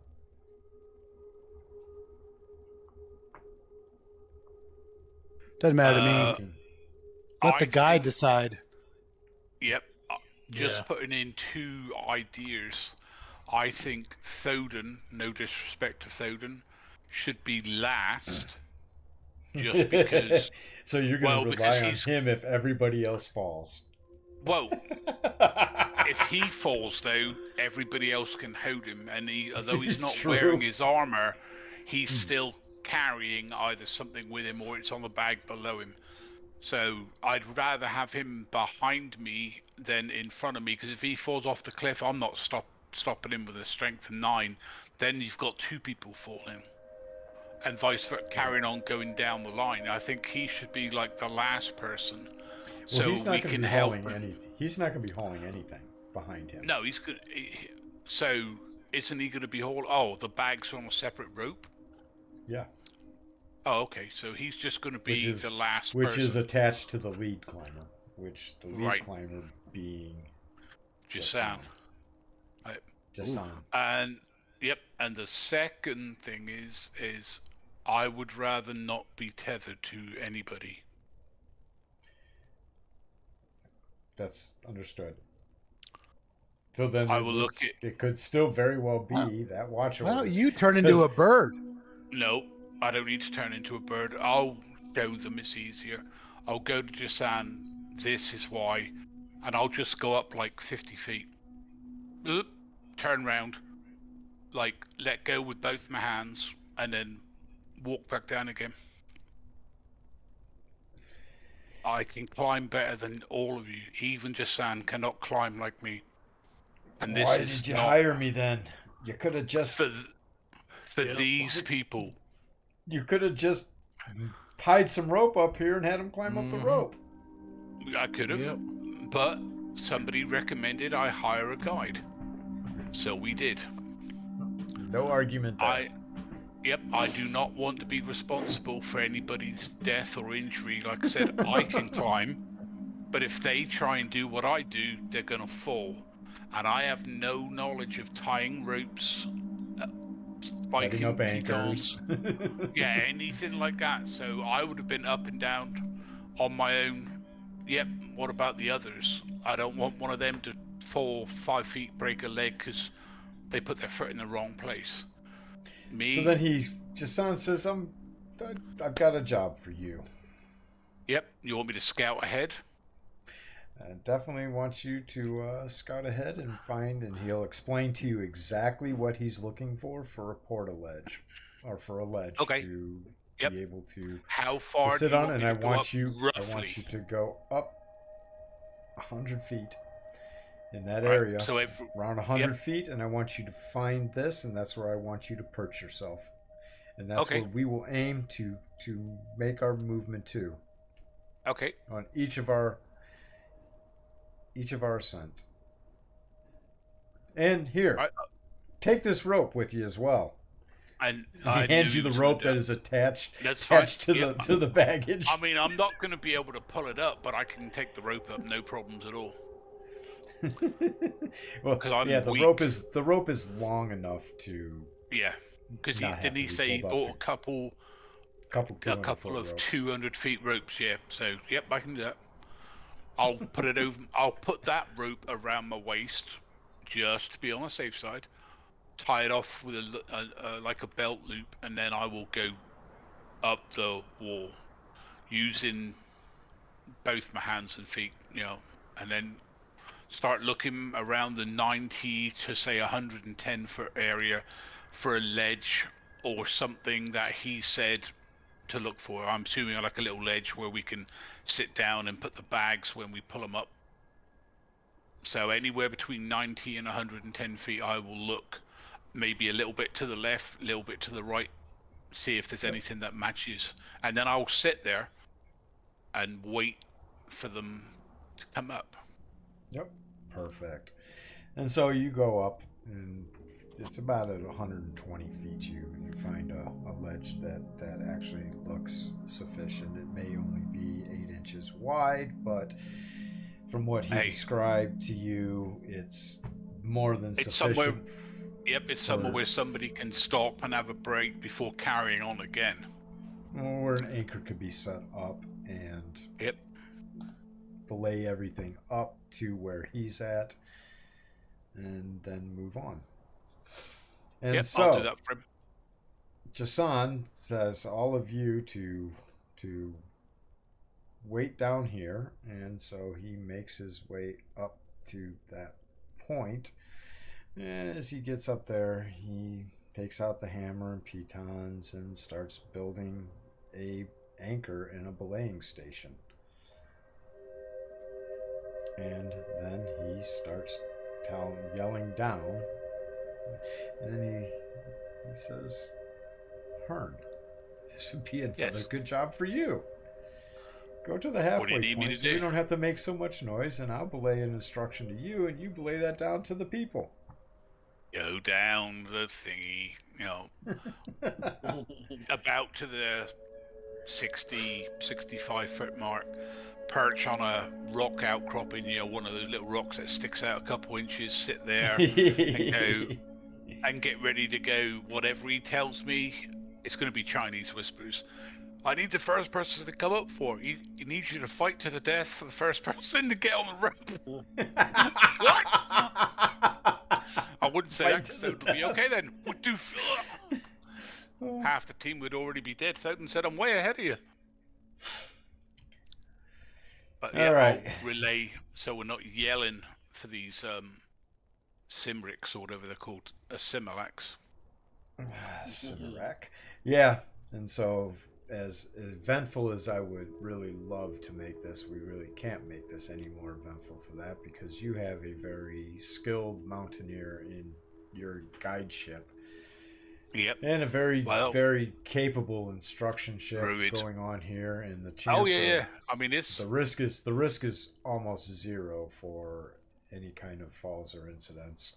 The weather is ideal conditions for this. Unfortunately for me, I can't have too much fun. But after about 9-10 hours of doing this, you finally make the ascent onto the plateau that you had spied. right. Some many days ago at this point, Hearn. And Yep. indeed, it is green. And Jason himself looks and says, wow, I've not been up to this area in 15 years. Yep, I did tell you that somebody could build a house up here with all this green and actually survive quite nicely, which is why we think that that cave, to Jason, that cave is where the mage's old abode was/is. If my memory is correct, though, and if I recall properly, I could be wrong, but this cave is nothing but a small cave. There's nothing in it. Don't say that I am crazy, but be it as it may. No, it might be. You know It your might be instructions. Yep. Well, we were told this is approximately the area we were told on the map by the guy who sent us here. And, knowing a little bit about how magic works, it is possible to conceal a Indeed, building or a indeed. doorway with spells. I can do it. I could make a door that you'd never find ever. But I'd be able to just open it and walk through it, but you'd never find it. Very, very, very stout. Okay. Well, it being... Oh, I guess... What?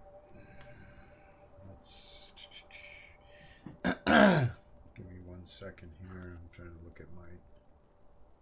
And it'll be a good place for a camp as well for him, because he's not, unless he wants to come in with us. Oh, I have no desire. Okay, then it's a perfect place. I mean, it's a nice lush plateau.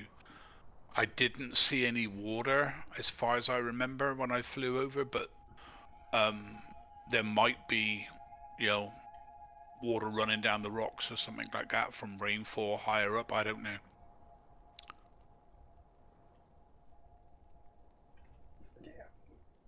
So at this point, it is nighttime. That you guys have made fine. You push through into the night. Jason definitely felt more comfortable about doing that because of your capabilities and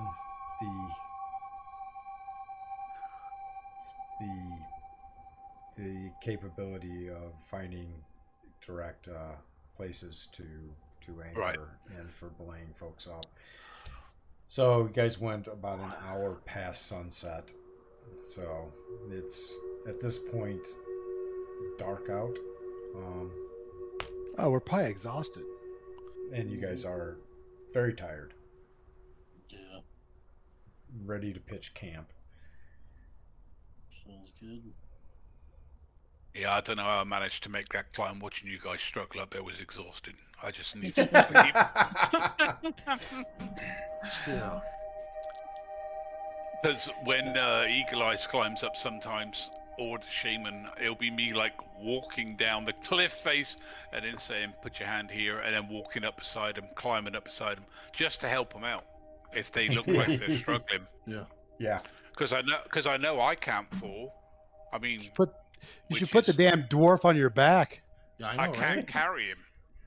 It doesn't give me the ability to carry additional weight. It'll let me carry my gear, like my backpack and everything else, but nothing. Even my backpack with all the normal gear was part of the crap that was pulled up the mountain, because the item cannot have anything on its outside. It's a cloak.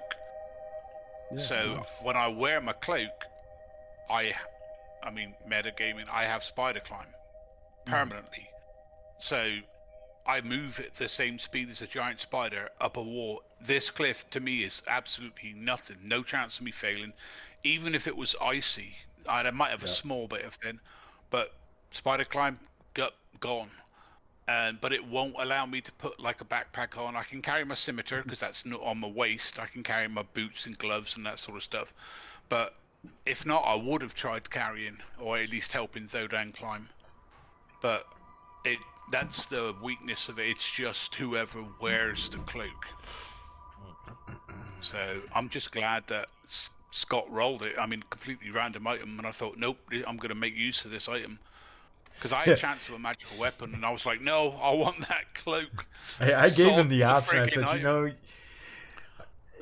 you might want a magical item, and if you do, I'll willing to swap it out for something else. And he's like, no.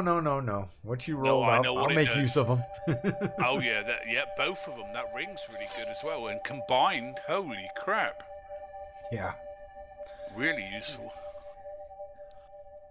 All right, What's the so ring? you guys will set up camp here. The ring is called Ring of Chameleon. I can show them what it does. I mean, I'm not worried about it, because if I do die, then the rings go to the party anyway. If I stand next to the cliff, you can't see me. I'm 90% invisible. You in become the anything. cliff. Yeah. Yep, in anything. Yeah, it's a wall, nice 1-2 house. punch. Yep. And the other thing is And perfect for a druid.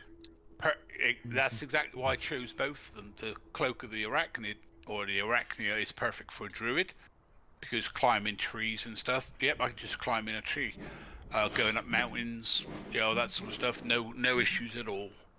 The secondary ability for the cloak is I can cast a web spell every day, like the spell, but twice as strong. So even if you're like an ogre or something, you're gonna get webbed, and you're gonna have a hell of a hard time getting out. Now, big things, they'll not an issue. They'll just pull themselves out. But if it was like a group of kobolds, they're all gonna be webbed, and they're never gonna get out. They can't break it because it's double strength, double size. So, but the ring, if I use its secondary ability, like I can assume, like with the kobolds, I can walk towards the kobolds, and if they fail their save, well, they don't get one on round 1, but they do the second round and then onwards. On round 1, I look like a kobold. Yeah. And until they make their saving throw, I look like a kobold, because it's a ring of chameleon, and I just have to think about it, and I assume the image of whatever it is that's there. So if it's a hill giant, Great. Yeah. I'll have the illusion of a hill giant around me. I won't be 9 feet high, and because they're dumb as post, it'll take them a couple of rounds to figure out, hang on, that's not a hill giant. It's just somebody walking past that looks like a hill giant. But combine them, Yeah, 90%, 90% hidden in a wood, permanent pass without trace, because I'm a druid, so I leave no tracks at all.